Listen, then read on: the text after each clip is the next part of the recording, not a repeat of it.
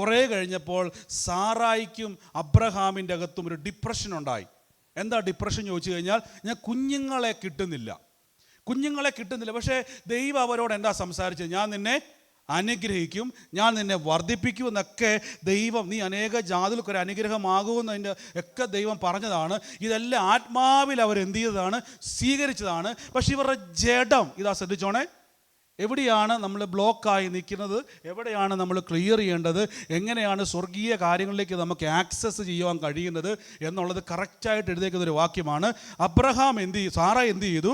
സാറായി സ്വന്തമായിട്ട് പറയുന്നു, തൻ്റെ ഭാര്യയായ സാറായി മക്കളെ പ്രസവിച്ചിരുന്നില്ല, എന്നാൽ അവൾക്ക് ഹാഗർ എന്നുള്ള ഒരു മിസ്രൈമിയൻ ദാസി ഉണ്ടായിരുന്നു. ഒരു സ്തോത്രം പറഞ്ഞ്. നമ്മൾ പ്രാർത്ഥിക്കുന്ന സമയത്ത് നമ്മുടെ ജീവിതത്തിൻ്റെ അകത്ത് ദൈവാത്മാവ് സംസാരിക്കും, നമ്മുടെ ജഡവും സംസാരിക്കും. ഈ ജഡത്തിൽ നിന്നുണ്ടാകുന്ന പല തീരുമാനങ്ങളുമാണ് നമ്മുടെ ജീവിതത്തിൻ്റെ അകത്ത് ആത്മീയ നന്മകളെ അടയ്ക്കുന്നത്. ശ്രദ്ധിച്ച് കേട്ടോണേ, ആത്മീയ നന്മകളെ അടയ്ക്കുന്നത് ജഡത്തിലെ തീരുമാനമാണ്. ഇവിടെ നോക്കിക്കേ, ഇവിടെ സാറായി പറയുകയാണ്, എനിക്കൊരു ദാസിയുണ്ട്, ആ ദാസിയുടെ എന്ത് ചെയ്യുക? അബ്രഹാമിന് എന്ത് ചെയ്യുക? ഒന്ന് വായിച്ച പിന്നെ പറയേ, 2-ാം വാക്യം.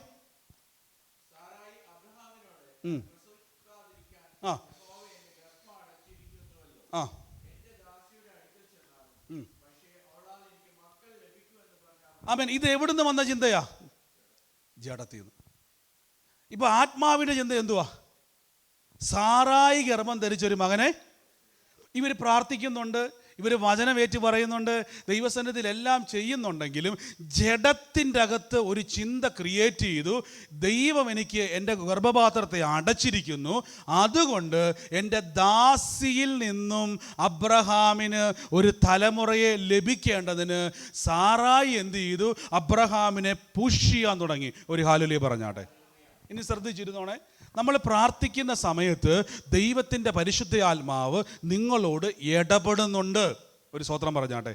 പല ആൾക്കാരുടെയും പരാതി ഇതാണ്, ഞാൻ വിശ്വാസത്തിൽ വന്ന സമയത്ത് ഒത്തിരി കാഴ്ചകൾ കാണുമായിരുന്നു, ഒത്തിരി ദർശനങ്ങൾ കാണുമായിരുന്നു, ഭയങ്കരമായിട്ട് കാര്യങ്ങളെ ഉപയോഗിക്കപ്പെടുമായിരുന്നു, ഇപ്പോഴെനിക്കതില്ല, അത് നഷ്ടപ്പെട്ടു പോയി എന്നതാണ് ആൾക്കാരുടെ ചിന്ത. ഇനി ശ്രദ്ധിച്ച് കേട്ടോണേ, അത് നഷ്ടപ്പെട്ടു പോയതല്ല, നിങ്ങളുടെ ആത്മീയ സ്പിരിച്വൽ സെൻസേഷനുകളെ നമ്മൾ എക്സസൈസ് ചെയ്യുന്നില്ല. ഒരു ഹല്ലേലൂയ പറഞ്ഞാട്ടെ. ഇവിടെ നോക്കിക്കേ, സാറായും അബ്രഹാമും പ്രാർത്ഥിക്കുന്നുണ്ടെങ്കിലും ഇവർ ഫേസ് ചെയ്ത ചോദ്യങ്ങൾ ഇവരെ വിഷമിപ്പിച്ചു. ഇവരെന്ത് ചെയ്തു? ജഡത്തിൽ ഒരു ചിന്തയുണ്ടായി, എന്ത് ചെയ്യണം? നമുക്ക് തലമുറയെ വേണം, അതിനെ ഹാഗർ ഒരു സൊല്യൂഷനാന്ന് എന്ത് ചെയ്തു? അവർ ചിന്തിച്ചു. എന്നിട്ട് അബ്രഹാമിനെ എന്ത് ചെയ്തു? താഴോട്ട് വായിച്ച്, അബ്രഹാമിനെ സാറ എന്ത് ചെയ്തു? നിർബന്ധിക്കാൻ തുടങ്ങി.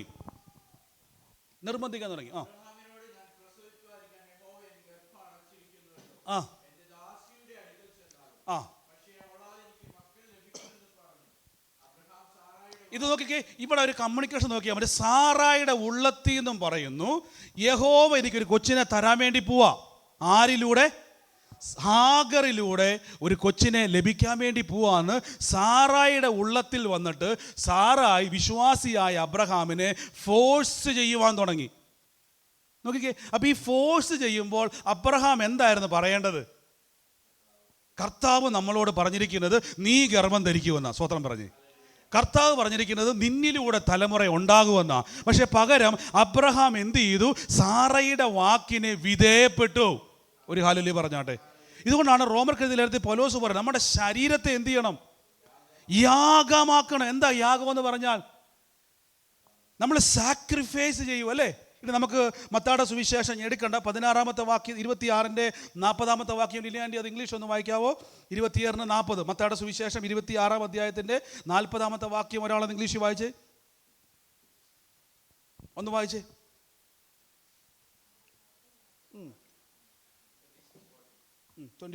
Matthew chapter 26 verse 40.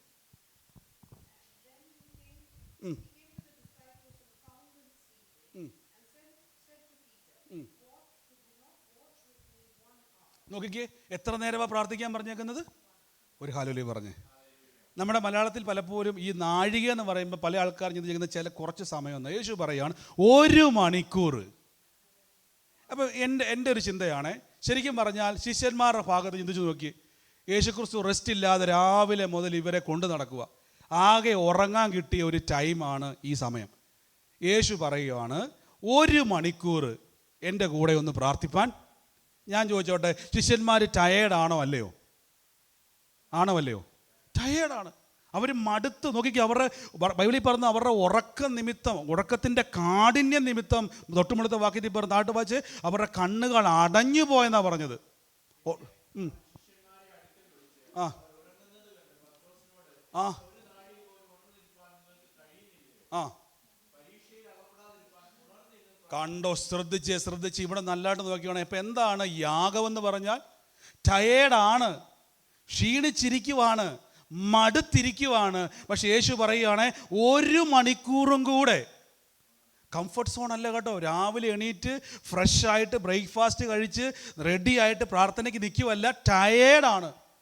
ഈ ടയേർഡായിട്ടിരിക്കുമ്പോഴും ക്ഷീണിച്ച് മടുത്തിരിക്കുമ്പോഴും എക്സ്ട്രാ 1 മണിക്കൂർ എടുക്കുമ്പോൾ അവർ പറയും, ഞങ്ങൾ എന്തിനാണ് സാക്രിഫൈസ് ചെയ്യുന്നത്? കണ്ടോ?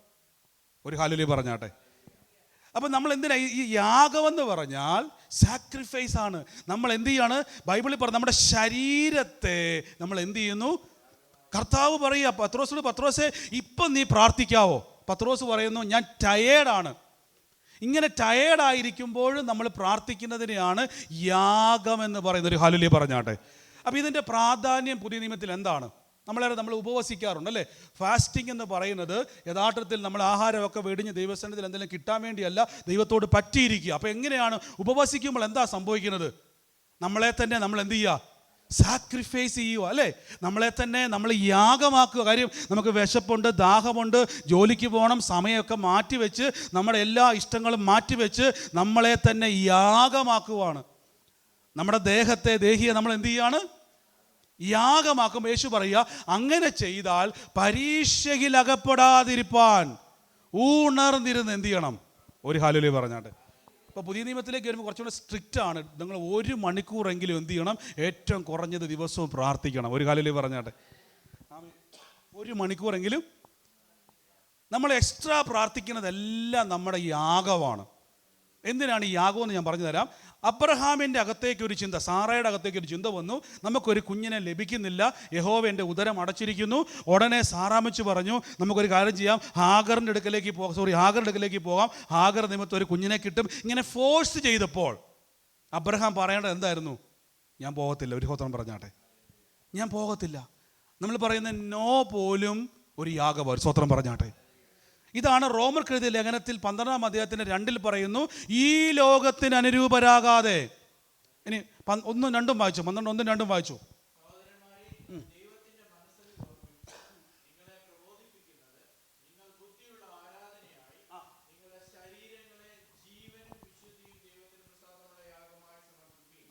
അടുത്തത് അതിൻ്റെ കൂടെ തന്നെ പറയുവാണേ.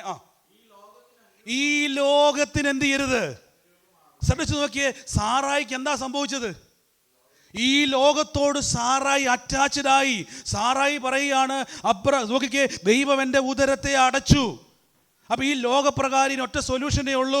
ഒന്നെങ്കിൽ അബ്രഹാം ഹാഗർ എന്ന് പറയുന്ന ദാസിയിൽ നിന്നും ഒരു കുഞ്ഞിനെ നിർമ്മിക്കുക. ഇതാണ് ലോകത്തോട് എന്ത് ചെയ്യുന്നു? സാറായി അനുരൂപരാക്കാൻ നോക്കുവാണ്. പൗലോസ് പറയുകയാണ്, നിങ്ങൾ ലോകത്തോട് എന്ത് ചെയ്യരുത്? നിങ്ങളെ തന്നെ യാഗമർപ്പിക്കണം. ഒരു കാര്യം ബൈബിളിൽ പ്രാർത്ഥിച്ചിട്ട് നടക്കുന്നില്ലെങ്കിൽ ഉറപ്പിച്ചോ, അവിടെ നമുക്ക് സാക്രിഫൈസ് ചെയ്യാൻ ആവശ്യമാണ്. എന്താണ് സാക്രിഫൈസ് ചെയ്യുക എന്ന് പറഞ്ഞാൽ? നമ്മുടെ ശരീരത്തെ ഉണർന്നിരുന്ന് പ്രാർത്ഥിക്കുവാൻ.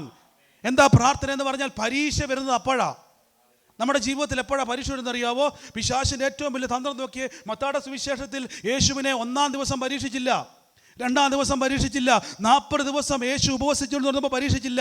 യേശു എപ്പോൾ ക്ഷീണിച്ചോ, ബൈബിളിൽ പറയുന്നു, ആ സമയത്ത് യേശുവിന് വിശന്നു, ഉടനെ പരീക്ഷകൻ വന്നു, ചാടി വന്നു. അതുവരെ പരീക്ഷ നടന്നുകൊണ്ടിരുന്നെങ്കിലും അപ്പോഴാണ് ഇവനൊരു ചാൻസ് കിട്ടുക. കാര്യം എന്തുവാ? യേശു ടയേർഡായിരിക്കുന്നു. ശ്രദ്ധിച്ച്, നമ്മളൊരു കാര്യം പ്രാർത്ഥിച്ച് മടുത്ത് ക്ഷീണിച്ച് നിങ്ങൾക്ക് ആ കാര്യം നടക്കാതെ വരുമ്പം ആ സമയത്താണ് നിങ്ങൾ കൂടുതൽ പ്രാർത്ഥിക്കേണ്ടത്. ഒന്നുകൂടെ ഞാൻ പറയാം, എപ്പോഴാണ് യാഗം അർപ്പിക്കേണ്ടതെന്ന് അറിയാവോ? എപ്പോഴാണ് യാഗം അർപ്പിക്കേണ്ടത്? ഒരു കാര്യം നടക്കുന്നില്ല, പ്രാർത്ഥിച്ചിട്ടും വിശ്വസിച്ചിട്ടും നടക്കുന്നില്ലെങ്കിൽ ഞാൻ പറയുന്നു, നിങ്ങൾ ഉപവസിക്കുവാൻ ആരംഭിക്കണം. നിങ്ങൾ ആ സമയത്ത് ഉണർന്നിരുന്ന് പ്രാർത്ഥിക്കുവാൻ ആരംഭിക്കണം. എന്തിനാണെന്നറിയാവോ? ആത്മാവ് റെഡിയാ. പക്ഷെ നമ്മൾ ആ സമയത്ത് നമ്മുടെ ജഡം എന്ത് ചെയ്യാന്നറിയാവോ?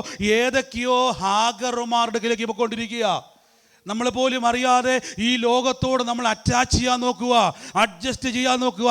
ആ സമയത്ത് പ്രാർത്ഥിക്കാൻ തുടങ്ങിയാൽ ഒരു ഹല്ലേലൂയ പറഞ്ഞാട്ടെ. ആ സമയത്ത് നമ്മൾ പറയും ടൈമില്ല. ശ്രദ്ധിച്ചിട്ടുണ്ടോ? ഞാൻ പറഞ്ഞല്ലോ, സാക്രിഫൈസ് ചെയ്യാൻ അർത്ഥം എന്തുവാ? ഈ യാഗമല്ലാതെ ഒരു വാക്ക് പറയാൻ പറ്റുമോ? സാക്രിഫൈസ് ചെയ്യാന്ന് പറഞ്ഞു നമ്മൾ മലയാളത്തിൽ കോമണായിട്ട് ഉപയോഗിക്കുന്ന യാഗമെന്നല്ല. എന്തുവാ സാക്രിഫൈസ് ചെയ്യാന്ന് പറഞ്ഞാൽ? കുറച്ചും കൂടെ നന്നായിട്ട് പറയാൻ പറ്റും. നമ്മളെ തന്നെ നമ്മൾ ചില കാര്യങ്ങൾ നമ്മളങ്ങ് ഒഴിവാക്കുക, അല്ലെങ്കിൽ വേണ്ടാന്ന് വെക്കുക, യാഗമാക്കുക എന്നൊക്കെ നമ്മൾ പല അർത്ഥമുണ്ടല്ലേ സാക്രിഫൈസ് ചെയ്യുക എന്ന് പറയാം. ഇവിടെ നോക്കിക്കേ, നമ്മൾ ആ ടൈമിൽ ഒരു കാര്യം നടക്കാതെ വരുന്ന സമയത്ത് നോക്കിക്കേ, യേശുക്രിസ്തുവിന് മനസ്സിലായി ഇവർ പരീക്ഷയിൽ അകപ്പെടാൻ വേണ്ടി പോവാ. പക്ഷെ ഇവരെന്തുവാ? ടയേർഡാ. രാവിലെ മുതൽ യേശുവിൻ്റെ കൂടെ നടന്ന് ഇവർ ടയേർഡാ. ഞാൻ ചോദിച്ചോട്ടെ, യേശു മരിക്കുമെന്ന് ശിഷ്യന്മാർക്ക് അറിയാമായിരുന്നോ? അറിയാം. യേശു എത്ര പ്രാവശ്യം പറഞ്ഞിട്ടുണ്ട്? ഞാൻ മരിക്കുമെന്ന് പറഞ്ഞു, ഞാൻ പാപികളാൽ ഏൽപ്പിക്കപ്പെടുമെന്ന് പറഞ്ഞു, അവരെന്നെ ക്രൂശിക്കുമെന്ന് പറഞ്ഞു, ഞാൻ ഉയർത്തപ്പെടുമെന്നും ഞാൻ മരിക്കുമെന്നും കൊല്ലപ്പെടുമെന്നും യേശു പറയുന്നുണ്ട് പല തവണ. അതുകൊണ്ടാണ് പത്രോസ്ലീഹ മാറ്റിക്കൊണ്ടുപോയിട്ട് എന്ത് ചെയ്തു? ശാസിക്കാൻ തുടങ്ങി, ഞാൻ നിന്നെ വിട്ടുകൊടുക്കത്തില്ല. കണ്ടോ? ഇതെല്ലാം ഇവർക്കറിയാം. അതെല്ലാം പോട്ടെ, യഹൂദൻ ആയിട്ടുള്ള ഒരു വ്യക്തിക്ക് ചെറുപ്പം മുതലേ അറിയാം ആര് മരിക്കും, മശിഹ എന്ത് ചെയ്യും? തകർക്കപ്പെടും. നിങ്ങൾ പ്രവാചക പുസ്തകം മുഴുവൻ നോക്കിയാൽ മതി. സങ്കീർത്തനക്കാരൻ പറയുന്നു, അവൻ്റെ ജഡത്തെ ദ്രവത്വം കാണുവാൻ സമ്മതിച്ചില്ല, അവൻ്റെ വസ്ത്രത്തിന് വേണ്ടി അവർ ചീട്ടിട്ടു. സങ്കീർത്തനത്തിൽ പറയുന്നു. ദാനിയേലിന്റെ പുസ്തകത്തിൽ പറയുന്നു, വ്യക്തമായി എല്ലാ കാര്യങ്ങളും യഹൂദൻ അറിയാം, ശിഷ്യന്മാർക്കും അറിയാം. ഇതെല്ലാം ഇവർക്ക് ആത്മാവിൽ അറിയാം. പക്ഷെ ജഡത്തിൽ ഇവർ ടയേർഡാ. സ്വത്രം പറഞ്ഞാട്ടെ. നമ്മൾ പലപ്പോഴും നമ്മൾ സീരിയസ് അല്ല. ഒരു വിശ്വാസി വളരെ സീരിയസ് ആകണം.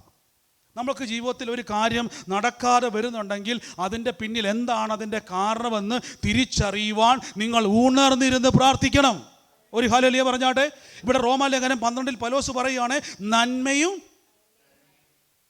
നന്മയും പ്രസാദവും. റോമർ 12:2. ഈ ലോകത്തിന് എന്ത് ചെയ്യരുത്? തൊട്ടുമോളിൽ എന്നാ പറഞ്ഞേക്കുന്നത്? നിങ്ങളുടെ ശരീരത്തെ എന്ത് ചെയ്യണം? എനിക്ക് സംസാരിക്കാൻ ഇച്ചിരി ഒരു സ്ട്രെയിൻ ഉണ്ട് കേട്ടോ തൊണ്ടയിൽ. ഈ ലോകത്തിൽ എന്ത് ചെയ്യരുത്? തൊട്ടുമുളത്ത് പറഞ്ഞത് നിങ്ങളുടെ ശരീരത്തെ എന്ത് ചെയ്യണം?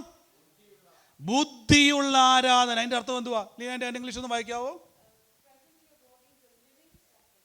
Living sacrifice. നോക്കിക്കേ, നമ്മുടെ ശരീരത്തെ നമ്മൾ എന്ത് ചെയ്യണം? യാഗമാക്കി മാറ്റണം. അവിടെ തന്നെ പറയാ. എന്നിട്ട് പൗലോസ് പറയാണ്, ഈ ലോകത്തോട് എന്ത് ചെയ്യരുത്? സാറായിക്ക് പറ്റിപ്പോയത് അതാ. ഇന്ന് യഹൂദൻ ഏറ്റവും കൂടുതൽ അനുഭവിക്കുന്ന തലവേദന ആരാ? സാറായിയുടെ തീരുമാനമാ. അബ്രഹാം പറയും, എനിക്ക് പറ്റത്തൊന്നുമില്ല, ഞാൻ യഹോവയെ വിശ്വസിക്കുന്നയാളാ, എനിക്ക് നിന്നിൽ നിന്ന് തന്നെ ഒരു തലമുറയെ കാണുമെന്ന് അവിടെ നോ പറഞ്ഞിരുന്നെങ്കിൽ അവിടെ എന്ത് ചെയ്യത്തില്ലായിരുന്നു? തമ്പുരാൻ തന്നെ പറയുന്നുണ്ട്, അവൻ നിനക്ക് എപ്പോഴും വിരോധമായിരിക്കും. നീ ചെയ്ത ഏറ്റവും വലിയ മിസ്റ്റേക്കാണത്. ഒരു ഹല്ലേലൂയ പറഞ്ഞാട്ടെ. അത് എടുത്ത് ബൈബിളിൽ പറഞ്ഞ, ഞാൻ ആ വാക്യത്തിലേക്ക് പോകുന്നില്ല, എടുത്തു പറയുന്നുണ്ട് അവിടെ. അപ്പോൾ എന്താ സംഭവിച്ചത്? പ്രാർത്ഥിച്ചുകൊണ്ടിരുന്ന സമയത്ത് ഹാഗറിൻ്റെ ബുദ്ധി ആക്റ്റീവായി, ഈ ജഡത്തിൻ്റെ ചിന്ത ആക്റ്റീവായി. ഇതിൽ നിന്നൊരു സൊല്യൂഷൻ ഉണ്ടായി. ഇതെന്താ സൊല്യൂഷൻ എന്നറിയാവോ? ഈ ലോകപ്രകാരം അബ്രഹാമിന് കുഞ്ഞുണ്ടാകുന്നില്ലെങ്കിൽ ഒറ്റ വഴിയുള്ളൂ, ഭാര്യയെ മാറുക, ഭാര്യയെ ചേഞ്ച് ചെയ്യുക, അടുത്ത ആളുകളിലേക്ക് പോകുക, അവിടെ നിന്നൊരു കുഞ്ഞുണ്ടാകുക, ഒരു തലമുറ കിട്ടിയെന്ന് ദൈവത്തിന് നന്ദി പറയുക. ഇത് ലോകത്തിൻ്റെ സിസ്റ്റമാ. പൗലോസ് പറയാണ്, ഈ ലോകത്തോട് അനുരൂപരാകാതെ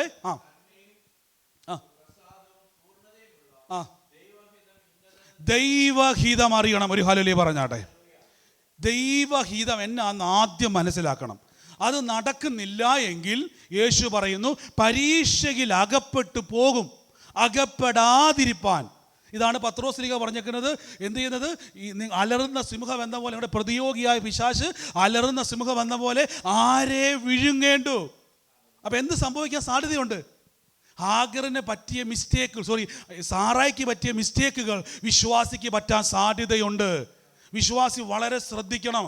നമ്മുടെ ജീവിതത്തിൻ്റെ അകത്ത് നമ്മൾ യഥാർത്ഥത്തിൽ യേശു പറയുകയാണ്, ഒരു 1 hour, അങ്ങനെയല്ല വാക്ക് പറഞ്ഞേക്കുന്നത്, 1 hour പറ്റുന്നുണ്ടോ? നമുക്ക് 1 hour പറ്റുന്നുണ്ടോ? ഉണർന്നിരുന്ന് പ്രാർത്ഥിക്കുക എന്ന് പറഞ്ഞാൽ അറ്റൻഷനെ പറ്റി അവിടെ പറഞ്ഞേക്കുന്നത്. പൂർണ്ണമായ അറ്റൻഷൻ വേണം അവിടെ. പൂർണ്ണമായ അറ്റൻഷനിൽ 1 മണിക്കൂർ ഏറ്റവും കുറഞ്ഞത് ഇനി ഇവിടെയാണ് പ്രാർത്ഥന നമുക്ക് ഏറ്റവും കൂടുതൽ ഡിഫിക്കൽട്ട് ആണോ അല്ലെങ്കിൽ നമുക്ക് ഈസി ആണോ എന്ന് അറിയുന്നൊരു കാര്യമുണ്ട്. നമുക്ക് ഒന്ന് രണ്ട് വാക്യങ്ങളുടെ വേഗത്തിലൊന്ന് വായിക്കാം. ഒരു വാക്യം എടുത്ത് റോമർക്ക് എഴുതിയ ലേഖനത്തിൻ്റെ അകത്ത്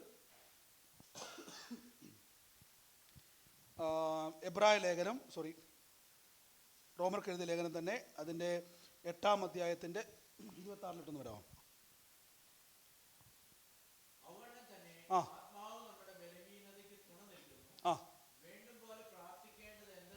നോക്കി, എന്താണ് ആത്മാവിൻ്റെ ബലഹീനത? എന്താണ് ആത്മാവിൻ്റെ ബലഹീനത? ഈ ലോകത്ത് ആത്മാവ് നമ്മുടെ ബലഹീനതയിൽ എന്തിന്? ആദ്യം മുതൽ വായിച്ച് ജഡ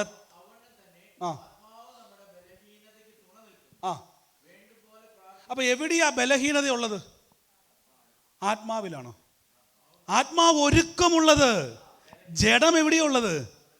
യേശു പറഞ്ഞത് ആത്മാവോ ഒരുക്കമുള്ളത്, ജഡമോ ബലഹീനമത്ര. വീക്ക്നെസ് എവിടെയാ ഉള്ളത്? മത്തായിയുടെ സുവിശേഷം 26:40 യേശു പറഞ്ഞു ആത്മാവ്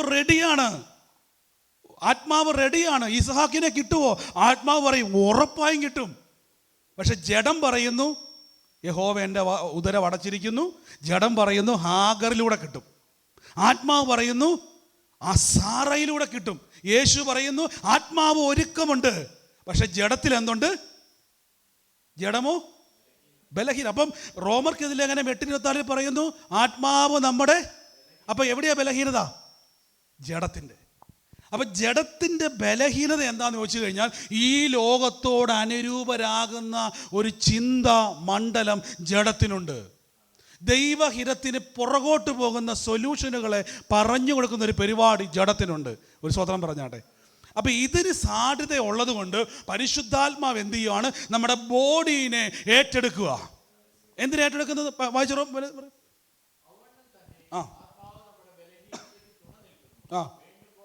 കണ്ടോ എന്ത് ചെയ്യണം? അപ്പം പ്രാർത്ഥിച്ചാൽ എന്ത് സംഭവിക്കും? ഈ ലോകത്തോട് അനുരൂപരാകാതെ ദൈവത്തിൻ്റെ സിസ്റ്റത്തിലേക്ക് നമ്മളെ ഫോഴ്സ് ചെയ്തുകൊണ്ടേയിരിക്കും. ഒന്ന് വായിച്ചു. നമുക്കറിയത്തില്ല. ഇപ്പം ഞാൻ ഉദാഹരണം പറയാം. 18 വർഷമായി നമുക്കറിയാം യേശു ക്രിസ്തു എന്നപ്പോഴേക്കും ആ പള്ളിയിൽ ഒരമ്മച്ചി കൂനിയായിട്ടിരിക്കുക. ഞാൻ പലവട്ടം പറഞ്ഞിട്ടുള്ളതല്ലേ. അമ്മച്ചിയോട് ചോദിച്ചാൽ, മെഡിസിൻ ചോദിച്ചാൽ അമ്മച്ചി പറയാം കൂനി മാറാൻ വേണ്ടി എന്ത് ചെയ്യുക? ട്രീറ്റ്മെൻറ്റ് എടുക്കുക. 12 സംവത്സരമായി രക്തസ്രാവമുള്ള സ്ത്രീയെപ്പറ്റി പറയുന്നു. ഏറിയ വൈദ്യന്മാർ എന്ത് ചെയ്തു? ഡോക്ടർമാരെല്ലാം പറഞ്ഞു ഇതെന്നാ മരുന്ന് ഫലിക്കാത്തത്. ഞാൻ എൻ്റെ ഒരു സാക്ഷ്യം വേണേൽ പറയാം. അത് എല്ലാവർക്കും ഉപകരിക്കും. ഞാൻ എൻ്റെ ജീവിതത്തിൽ എനിക്ക് വന്ന 2000 യേശുവിലേക്കൊക്കെ വരുന്നതിന് മുമ്പാണ് 2011 സമയങ്ങളിൽ എനിക്ക് മഞ്ഞപ്പിത്തം ഉണ്ടായി. മഞ്ഞപ്പിത്തം കൗണ്ട് നോക്കിയപ്പോഴേക്കും 6.5 ഒക്കെ കൂടി നിൽക്കുക. അപ്പം കണ്ണൊക്കെ മഞ്ഞപ്പായി, ഭയങ്കര വിഷയമായി. അപ്പം ആൾക്കാർ പറഞ്ഞു ഇംഗ്ലീഷ് മരുന്നിന് പോകേണ്ട, നേരെ എന്ത് ചെയ്തു? ഒറ്റമൂലിക്ക് ആയുർവേദം പൊക്കോ. നമ്മുടെ നാട്ടിൽ അങ്ങനെയല്ലേ. അങ്ങനെ കോട്ടയത്തുള്ള ആയുർവേദത്തിൽ ചെന്നു. അവർ കുറേ പഥ്യമൊക്കെ തന്നു. അപ്പോൾ ഇറച്ചി കഴിക്കാൻ പറ്റത്തില്ല, മുട്ട കഴിക്കാൻ പറ്റത്തില്ല, അങ്ങനെ കുറേ പഥ്യം തന്നു. കുറേ മരുന്നും കഷായം എന്തൊക്കെയോ കാര്യങ്ങൾ ഈ തൈരിൻ്റെ അകത്ത് കലക്കി കുടിക്കാൻ തുടങ്ങി. എന്നിട്ട് കൗണ്ട് കുറയുന്നില്ല. അവസാനം പറഞ്ഞു ഒറ്റമൂലിക്കാരുണ്ട്, അവിടെ പോയാൽ പെട്ടെന്ന് മാറുമെന്ന് പറഞ്ഞ് ഒറ്റമൂലി കഴിക്കാൻ വേണ്ടി 10 പ്രാവശ്യം പോയി. എന്നിട്ടും എന്ത് ചെയ്യുന്നില്ല. ഒറ്റ പ്രാവശ്യം കഴിച്ചാൽ മതി, അവിടെ നിന്ന് പെട്ടെന്ന് കൗണ്ട് മാറും. കൗണ്ട് ഇങ്ങനെ കൂടി നിൽക്കുക. അത് 6 എന്നുള്ളത് 7 ആയി. അപ്പോൾ ആൾക്കാർ പറഞ്ഞു ആ സമയത്ത് മെഡിക്കൽ കോളേജിലൊക്കെ 7 ഒക്കെ വരുമ്പോൾ തന്നെ കൂട്ട മരണമാണ് മഞ്ഞപ്പിത്തം വന്ന്. പക്ഷേ 7.5 ഒക്കെ വന്നിട്ട് പോലും എനിക്ക് പ്രശ്നമില്ല. അപ്പോൾ ഈ ഒറ്റമൂലി വൈദ്യന്മാരും ആൾക്കാരും ഒക്കെ എന്ത് ചെയ്തു? ഭയങ്കര പരിപാടി. ഇതെന്തുവാ നടക്കുന്നത് മനസ്സിലാകുന്നില്ല. അവസാനം സഖിയിട്ട് ഇംഗ്ലീഷ് മരുന്നെടുത്ത് അവിടെ ചെന്ന് ഡോക്ടർമാർ ആദ്യം നോക്കി. അവർ മഞ്ഞപ്പിത്തത്തിൻ്റെ മരുന്ന് വന്നു ചെക്ക് ചെയ്തപ്പോൾ എൻ്റെ ബ്ലഡിലൊക്കെ മഞ്ഞപ്പിത്തമുണ്ട്, ഹൈ ലെവലിൽ നിൽക്കുക. പക്ഷെ ബോഡിക്ക് വേറെ പ്രശ്നമൊന്നുമില്ല. ഡോക്ടർമാരെല്ലാം നോക്കിയിട്ട് അവർ മെഡിസിൻ തരുന്നൊന്നും രക്ഷയില്ല. അവസാനം മെഡിക്കൽ കോളേജിലെ പ്രൊഫസറായ ഒരാളുടെ അടുക്ക ചെന്നു. അദ്ദേഹം അവിടെ പ്രൊഫസറാണ്, പേര് ഞാൻ മറന്നുപോയി. ഇദ്ദേഹം എന്നെ മൊത്തം വാച്ച് ചെയ്തിട്ട് എന്നെ മൊത്തം നോക്കിയിട്ട് പറഞ്ഞു, പോയി കുറേ സ്കാൻ ചെയ്യാൻ പറഞ്ഞു. അപ്പോൾ എൻ്റെ കൈ മൊത്തം കുറേ ദേഹം മുഴുവൻ സ്കാൻ ചെയ്തിട്ട് പുള്ളി ആദ്യം കൊണ്ട് പറഞ്ഞു നീ നേരെ പോയിട്ട് വയറ് നിറച്ച് ഇറച്ചി മീനും മുട്ടയും കഴിക്കാൻ പറഞ്ഞു.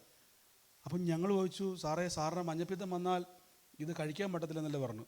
പുള്ളി പറഞ്ഞു ആദ്യം നീ പോയിട്ട് ആഹാരം കഴിച്ചിട്ട് വരാൻ പറഞ്ഞു. അപ്പോൾ ശരിക്കും പറഞ്ഞാൽ മഞ്ഞപ്പിത്തത്തിൻ്റെ പല വേർഷനുണ്ട്. ഇത് യഥാർത്ഥം മഞ്ഞപ്പിത്തമല്ല, നമ്മുടെ ശരീരത്തിൽ ഏതോ ഒരു കൗണ്ടിന് വ്യത്യാസം വന്നു. കാരണം ഞാൻ ഒരു കാലത്ത് വെയിറ്റ് എനിക്ക് കൂടിയപ്പം ഞാൻ ഒരു നേരം മാത്രം ആഹാരം കഴിച്ച് ഏകദേശം 1 വർഷത്തോളം ഇരുന്നു. ഒരു നേരം മാത്രം ആഹാരം കഴിക്കുന്നുള്ളൂ. അപ്പോൾ എൻ്റെ വെയിറ്റ് എന്ന് പറഞ്ഞാൽ ഏകദേശം ഒരു ഒറ്റയടിക്ക് ഏകദേശം 60-50 താനങ്ങ് ഞാൻ പോയി. അപ്പോൾ ഇത് നിമിത്തം എൻ്റെ ബോഡിയിൽ എന്ത് വ്യത്യാസം വന്നു? തെറ്റായിട്ടുള്ളൊരു ഡയറ്റ് പ്ലാൻ ആയതുകൊണ്ട് ബോഡിയിൽ ഒത്തിരി പ്രവർത്തനത്തിന് ചേഞ്ച് വന്ന് ഇത് നിമിത്തം എനിക്ക് എന്തുണ്ടായി? ഞാനിത് പറയുമ്പോൾ ഒരു ഉപദേശം കൂടിയാണ്, അനാവശ്യമായിട്ട് നമ്മൾ ആഹാരത്തെ ഒഴിവാക്കുന്നവർക്ക് ഉപദേശം കൂടിയാണ്. ബോഡി ചേഞ്ച് ഉണ്ടായി, ദഹനപ്രക്രിയയിൽ വ്യത്യാസമുണ്ടായി, ഹോർമോണുകൾക്ക് ബാലൻസുകൾക്ക് വ്യത്യാസമുണ്ടായി. ഇത് നിമിത്തം ഉണ്ടായതാണ് ഈ മഞ്ഞപ്പിത്തത്തിൻ്റെ. അത് മഞ്ഞപ്പിത്തമല്ല, ഇതിൻ്റെ കൗണ്ട് മാറിയപ്പോഴാണ്. പക്ഷേ ഞാൻ 1 വർഷത്തോളം എന്ത് ചെയ്തു? മഞ്ഞപ്പിത്തത്തിന് ട്രീറ്റ്മെൻറ്റ് എടുത്തു. എൻ്റെ ശരീരത്തെ മുഴുവൻ ഇതിൻ്റെ മരുന്ന് കേട്ടുകൊണ്ട് ഡോക്ടർ പറഞ്ഞു സംഭവം ഇത്രയാണ്, നല്ലപോലെ ആഹാരം കഴിക്കുക, റെസ്റ്റ് ചെയ്യുക. അതപ്പം തന്നെ മാറാൻ തുടങ്ങി. ഒരു സ്വത്രം പറഞ്ഞാട്ടെ. വെയിറ്റ് ഗെയിൻ ചെയ്യാൻ തുടങ്ങിയപ്പം എല്ലാം നോർമലാകാൻ തുടങ്ങി. ഒരു കാലിൽ പറഞ്ഞേ. അപ്പം ഞാൻ ട്രീറ്റ്മെൻറ്റ് ചെയ്ത് റോങ് ആയിരുന്നു. കാരണം അറിയാതെ ഇതിനോട് എന്ത് ചെയ്തുകൊണ്ടിരിക്കുക? ഒരു സ്വത്രം പറഞ്ഞേ. അങ്ങനെ കറക്റ്റായിട്ട് ആ ഡോക്ടർ പറഞ്ഞപ്പം എല്ലാം ഓക്കെ ആയി. ഒരു സ്വത്രം പറഞ്ഞ് കൗണ്ട് നോർമലായി, എല്ലാ കാര്യവും ക്ലിയറായി. അപ്പം ഇതേപോലെ വിശ്വാസി പലപ്പോഴും ഇപ്പോഴും ചെയ്തുകൊണ്ടിരിക്കുന്നത്, നമ്മൾ ദൈവഹിതം മനസ്സിലാക്കുന്നില്ല. രക്തസ്രവക്കാരിയെ പറ്റി പറയുന്നു, ഏറിയ വൈദ്യന്മാരുടെ ട്രീറ്റ്മെൻറ്റ് പോയിട്ട് മാറുന്നില്ല. കൂനിയായ അമ്മച്ചി മരുന്ന് കഴിക്കുന്ന കൂനി മാറുന്നില്ല. പക്ഷെ യേശു വന്നിട്ട് പറയുന്നു ഇത് സാത്താൻ്റെ ബന്ധനമാണ്. ഒരു ഹല്ലേലൂയ പറഞ്ഞ്. 18 വർഷമായിട്ട് നിന്നെ കൂനിയാക്കി എന്ത് ചെയ്തേക്കുക? ഇച്ചിരി ബാസ് കൂട്ടാം. കൂനിയാക്കി എന്ത് ചെയ്തേക്കുവാണ്? വെച്ചിരിക്കുക. യേശുവിൻ്റെ നാമത്തിൽ കർത്താവ് എന്ത് ചെയ്തു? അതിനെ അഴിച്ചു മാറ്റി. ഒരു ഹല്ലേലൂയ പറഞ്ഞ്. ഇത് അഴിച്ചു മാറ്റിയ ഉടനെ അവരെന്ത് ചെയ്തു? കണ്ടോ? അപ്പം ഞാൻ ചോദിച്ചോട്ടെ, വേണ്ടുന്നത് പോലെ എന്ന് പറയുന്ന അർത്ഥം എന്തുവാ? നമുക്ക് സൊല്യൂഷൻ അറിയാതെ പ്രാർത്ഥിക്കാൻ തുടങ്ങിയാൽ അത് ജഡത്തിൻ്റെ സൊല്യൂഷനിലേക്ക് പോകും. ഹാഗറിൻ്റെ ഇവിടെ പറയുന്നു ഇവർ പ്രാർത്ഥിക്കുന്നവരാ. സാറായി അബ്രഹാമും ഒക്കെ ഇവർ നന്നായിട്ട് പ്രാർത്ഥിക്കുന്നവരാ. ഇവർ യഹോവയുടെ സന്നിധിയിൽ യാഗം അർപ്പിക്കുന്നവരാ. പക്ഷെ എന്താ ഇവർക്ക് സംഭവിച്ചെന്ന് ചോദിച്ചു കഴിഞ്ഞാൽ, ഇവർക്ക് മനസ്സിലായില്ല ദൈവത്തിൻ്റെ ഹിതത്തിൽ നിന്നും ഇവർ മാറിപ്പോയി. ഒരു സ്തോത്രം പറഞ്ഞോട്ടെ. ഞാൻ ചോദിച്ചോട്ടെ, ഹാഗറിൻ്റെ അടുക്കിലേക്ക് പോയപ്പം ദൈവം തടഞ്ഞോ? എന്നാ തടയാഞ്ഞത്? ചിന്തിച്ചിട്ടുണ്ടോ? നിങ്ങൾ നോക്കി, എന്തുകൊണ്ടാണ്? ഒരു ദൂതനെ പോലും ദൈവം അയച്ചില്ല. നമ്മൾ വളരെ സീരിയസ് ആയിട്ട് ശ്രദ്ധിക്കണം വിശ്വാസ ജീവിതം. ഹാഗറിൻ്റെ അടുക്കിലേക്ക് പോയ സമയത്ത് അബ്രഹാമിൻ്റെ അടുക്കൽ എപ്പോഴേക്കും ദൂതന്മാർ വരുന്നതാ. ഒരു ദൂതം വന്നിട്ട്, അബ്രഹാമേ എന്ത് മണ്ടത്തരവാ നീ കാണിക്കുന്നത്, നീ കാണിക്കുന്നത് തെറ്റല്ലേ എന്ന് പറയാൻ യഹോവയുടെ അരുളിപ്പാട് വന്നില്ല, യഹോവയുടെ ദൂതന്മാർ വന്നില്ല, പരിശുദ്ധാത്മാവ് വന്നില്ല. അബ്രഹാം ചെന്നു, സാറയും ഹാഗറുമായിട്ട് ചേർന്നു, ഒരു തലമുറയുണ്ടായി. ഇതിന് ശേഷം 17-ാം അധ്യായത്തിലാണ് ദൈവം പറയുന്നത് ഞാൻ നിനക്ക് മകനെ തരും. അപ്പോഴേക്കും അബ്രഹാം പറഞ്ഞുകൊണ്ട് വേണ്ട, ഇസ്മായേലും മതി. പിന്നെ യഹോവ പറയും ഞാൻ ഇസ്മായിലിനെ പറ്റി പറഞ്ഞിട്ടില്ല. അപ്പം എന്താ കർത്താവേ അന്ന് പറയാഞ്ഞത്? ഇതാണ് ദൈവഹിതം. നമ്മൾ തിരിച്ചറിയണം. നമുക്ക് ദൈവം ഇവിടെയാണ് ഫ്രീ വില്ലിൻ്റെ കാര്യം നമ്മൾ മിസ്യൂസ് ചെയ്യുന്നത്. നമ്മൾ ദൈവഹിതം അറിയാത്ത ഒരു കാര്യം കയറി കൈവച്ചാൽ അവിടെ ദൈവം ഉത്തരവാദി അല്ല. ഒരു കാലിലേ പറഞ്ഞാട്ടെ. നമ്മുടെ വാക്തത്വങ്ങൾ എവിടെയെങ്കിലും തടസ്സപ്പെട്ടിട്ടുണ്ടെങ്കിൽ ഉറപ്പിച്ചോ, ഈ ദിവസങ്ങളിൽ സമയം കണ്ടെത്തണം. സമയം കണ്ടെത്തി നിങ്ങൾ എന്ത് ചെയ്യണം? ദൈവസന്നിധിയിൽ എന്ത് ചെയ്യണം? നിങ്ങളെ തന്നെ സാക്രിഫൈസ് ചെയ്യണം. ഇനി നമുക്കൊരു വാക്യം ഞാൻ പെട്ടെന്ന് വായിക്കാം. 1 രാജാക്കന്മാർ. ഈ ട്രബിൾ ഭയങ്കര അങ്ങനെയാണോ? ഈ ചീവീട് പോലത്തെ സൗണ്ട് വരുന്നത്. കുഴപ്പമില്ല. 1 രാജാക്കന്മാർ 18:27. 1 രാജാക്കന്മാരുടെ പുസ്തകം 18-ാം അധ്യായം. ഇപ്പോൾ ഓക്കെ, 18:27. ഇത് മതി. 1 രാജാക്കന്മാരുടെ പുസ്തകം 18-ാം അധ്യായത്തിൻ്റെ 27-ാമത്തെ വാക്യം. ഇത് മതി കറക്റ്റ്.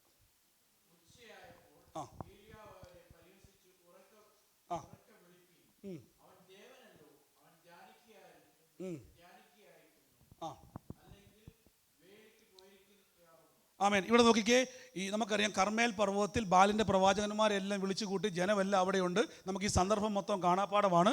അവിടെ ഏലിയാവിൻ്റെ ഒരു വെല്ലുവിളിയാണ് അവിടെ പറയുന്നത്. ഏലിയാവ് വെല്ലുവിളിക്കുകയാണ് ബാലിൻ്റെ പ്രവാചകന്മാരെ, ഉച്ചവരെ നിങ്ങൾ നിലവിളിക്കുകയാണ് തീ ഇറങ്ങണേ തീ ഇറങ്ങണേന്ന്. പക്ഷെ എന്ത് ചെയ്യുന്നില്ല, നിങ്ങളുടെ ദൈവം എവിടെ പോയി? കളിയാക്കുവാണ് ഇവിടെ ഏലിയാവ്. എന്നിട്ട് താഴോട്ട് വായിച്ചേ, 28.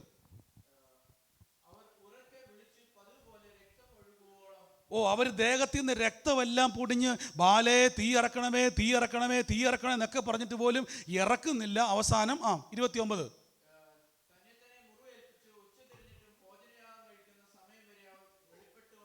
ആ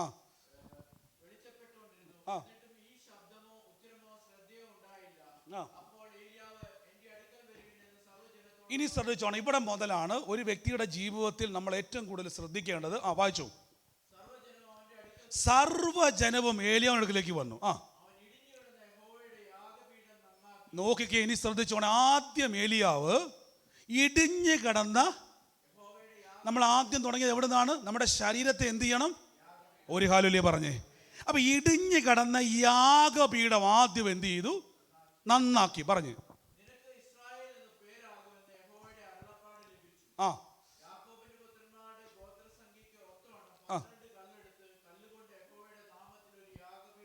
പണിതു.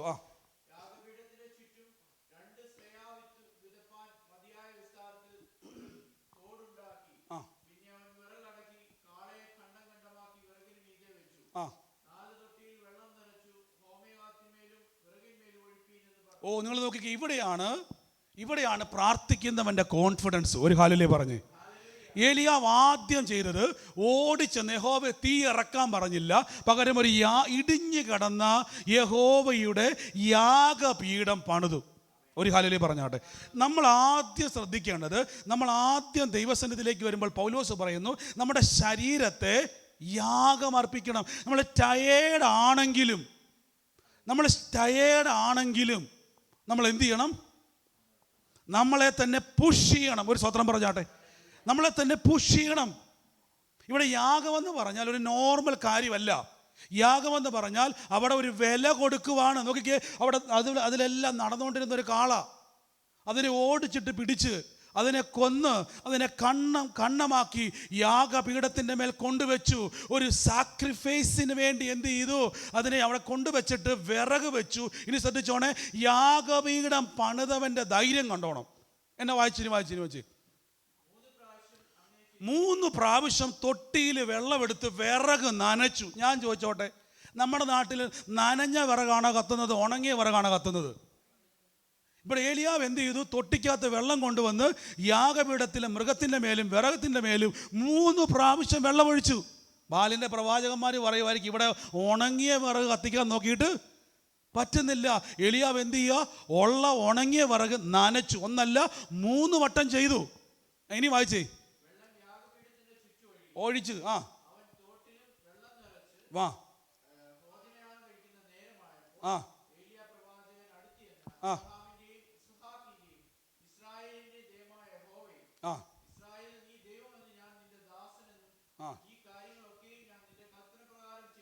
കണ്ടോ? നോക്കിക്കേ, നിന്റെ കൽപ്പന പ്രകാരം.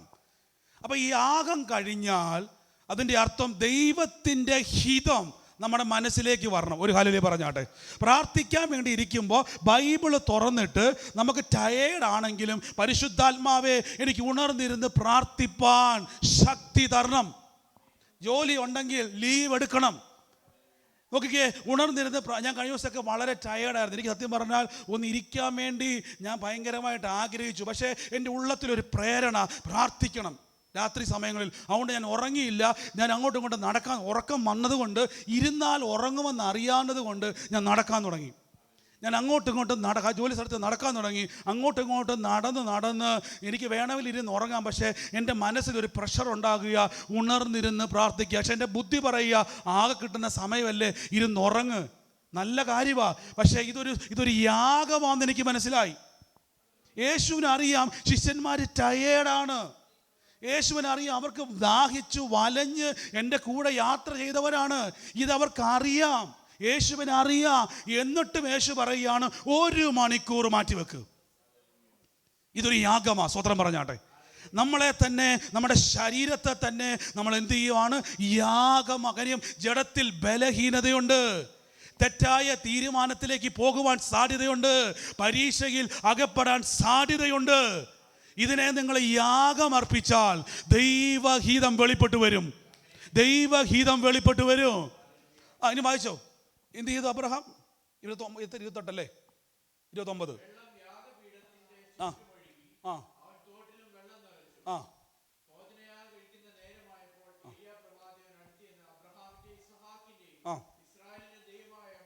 ആമേൻ.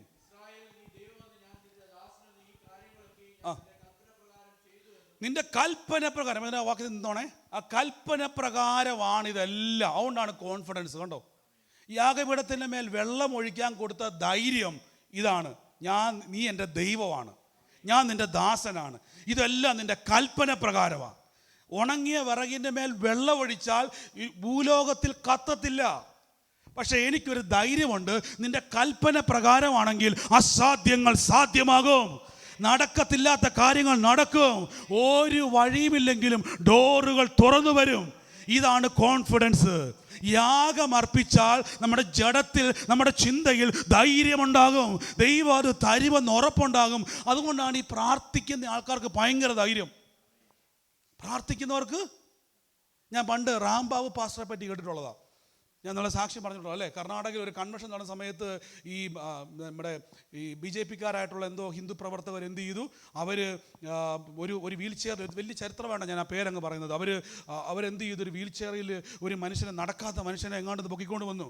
എന്നിട്ട് കൺവെൻഷൻ സ്റ്റേജിൽ കൊണ്ടുവന്ന്, പബ്ലിക് സ്റ്റേജിൽ കൊണ്ടുവന്നിട്ട് പറഞ്ഞു, നീ യേശുവിനെ പ്രസംഗിക്കുന്ന ആളല്ലേ, ധൈര്യം ഉണ്ടെങ്കിൽ, നീ ജീവനുള്ള യേശു ഉണ്ടെങ്കിൽ നീ എന്ത് ചെയ്യണം, എഴുന്നേൽപ്പിക്കാൻ പറഞ്ഞു. നമ്മളാണെ പെട്ടെന്ന് എന്ത് ചെയ്തേനെ, കർത്താവേ ഈ പരീക്ഷയിൽ ഞങ്ങൾ എന്ത് ചെയ്യണം. റാംബാബു പാസ്റ്റർ വളരെ ഈസി ആയിട്ട്, ദേവദാസന്മാർ പറഞ്ഞതാണ്, വളരെ ഈസി ആയിട്ട് പറഞ്ഞു, ആദ്യം ഒരു കാര്യം ചെയ്യും, നിങ്ങൾ ട്രൈ ചെയ്യും, ഞാൻ എണീപ്പിക്കും. സ്വത്രം പറഞ്ഞാട്ടെ, എൻ്റെ ദൈവം എണീപ്പിക്കും. ആദ്യം നിങ്ങൾ ട്രൈ ചെയ്യണം. നിങ്ങൾ ട്രൈ ചെയ്തിട്ട് നടന്നില്ലെങ്കിൽ ഇപ്പം ഇവിടെ മുട്ട നിൽക്കണം. ഇത് വലിയൊരു വെല്ലുവിളിയാണേ. ഇവരവിടെ നിന്നുകൊണ്ട് ഭയങ്കര പ്രാർത്ഥനയും ചെയ്തപ്പോൾ നമ്മൾ പറഞ്ഞില്ല, ഭയങ്കര ഇവർ കുറേ ഇതൊക്കെ ഉണ്ടല്ലോ, മൈക്ക് മേടിച്ച് ഭയങ്കര ബഹളം, എല്ലാം ചെയ്തോളാൻ പറഞ്ഞു. കൺവെൻഷൻ സ്റ്റേജിൽ എന്തൊക്കെ ചെയ്യാവോ ചെയ്യാൻ പറഞ്ഞു.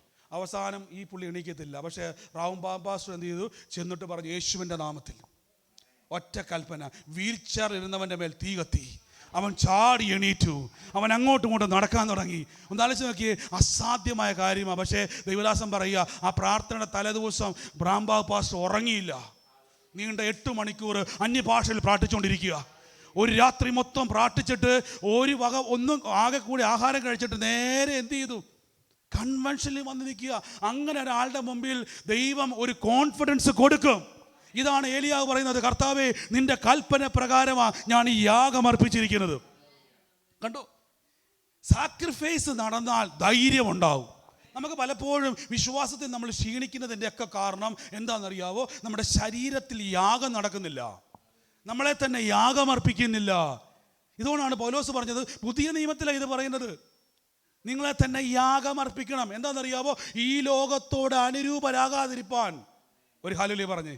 ഇനി ആ വാക്യം വെച്ച് വായിച്ചേ, ഏലിയാവ് പറഞ്ഞ വാക്ക് വേണം. ഒരു മൈക്ക് കൊടുത്തു, ലൈവിൽ ആർക്കും കേൾക്കാൻ പറ്റത്തില്ലായിരിക്കും വായിക്കുന്നത്.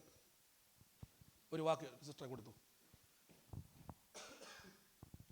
ഇനി നിങ്ങൾ ശ്രദ്ധിച്ചുകൊണ്ട് കഴിയുമ്പോൾ നമ്മൾ ആരാധിക്കാൻ വേണ്ടി പോവാണ്. ഇത് നിങ്ങളുടെ അകത്തോട്ട് വർദ്ധിച്ചു പെരുക. വായിച്ചു. കൽപ്പന പ്രകാരം ചെയ്തു എന്നും വെളിപ്പെട്ട് വരട്ടെ, യഹോവ എനിക്ക് ഉത്തരമരുളണമേ. കണ്ടോ, കൽപ്പന പ്രകാരം ചെയ്തിരിക്കുന്നു. ഇന്ന് വെളിപ്പെട്ട് വരട്ടെ, യഹോവേ എനിക്ക് ഉത്തരമരുളണമേ. നീ ദൈവം തന്നെ, യഹോവേ നീ തങ്ങളുടെ ഹൃദയം വീണ്ടും തിരിച്ച് എന്ന് ഈ ജനം അറിയേണ്ടതിന് എനിക്ക് ഉത്തരമരുളണമേ. കണ്ടോ, ധൈര്യം കണ്ടോ, എനിക്ക് ഇവിടെ ഉത്തരം കിട്ടണം.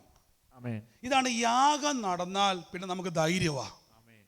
യാഗം കഴിഞ്ഞാൽ ധൈര്യവാ. ഒരു ഹല്ലേലൂയ പറഞ്ഞേ.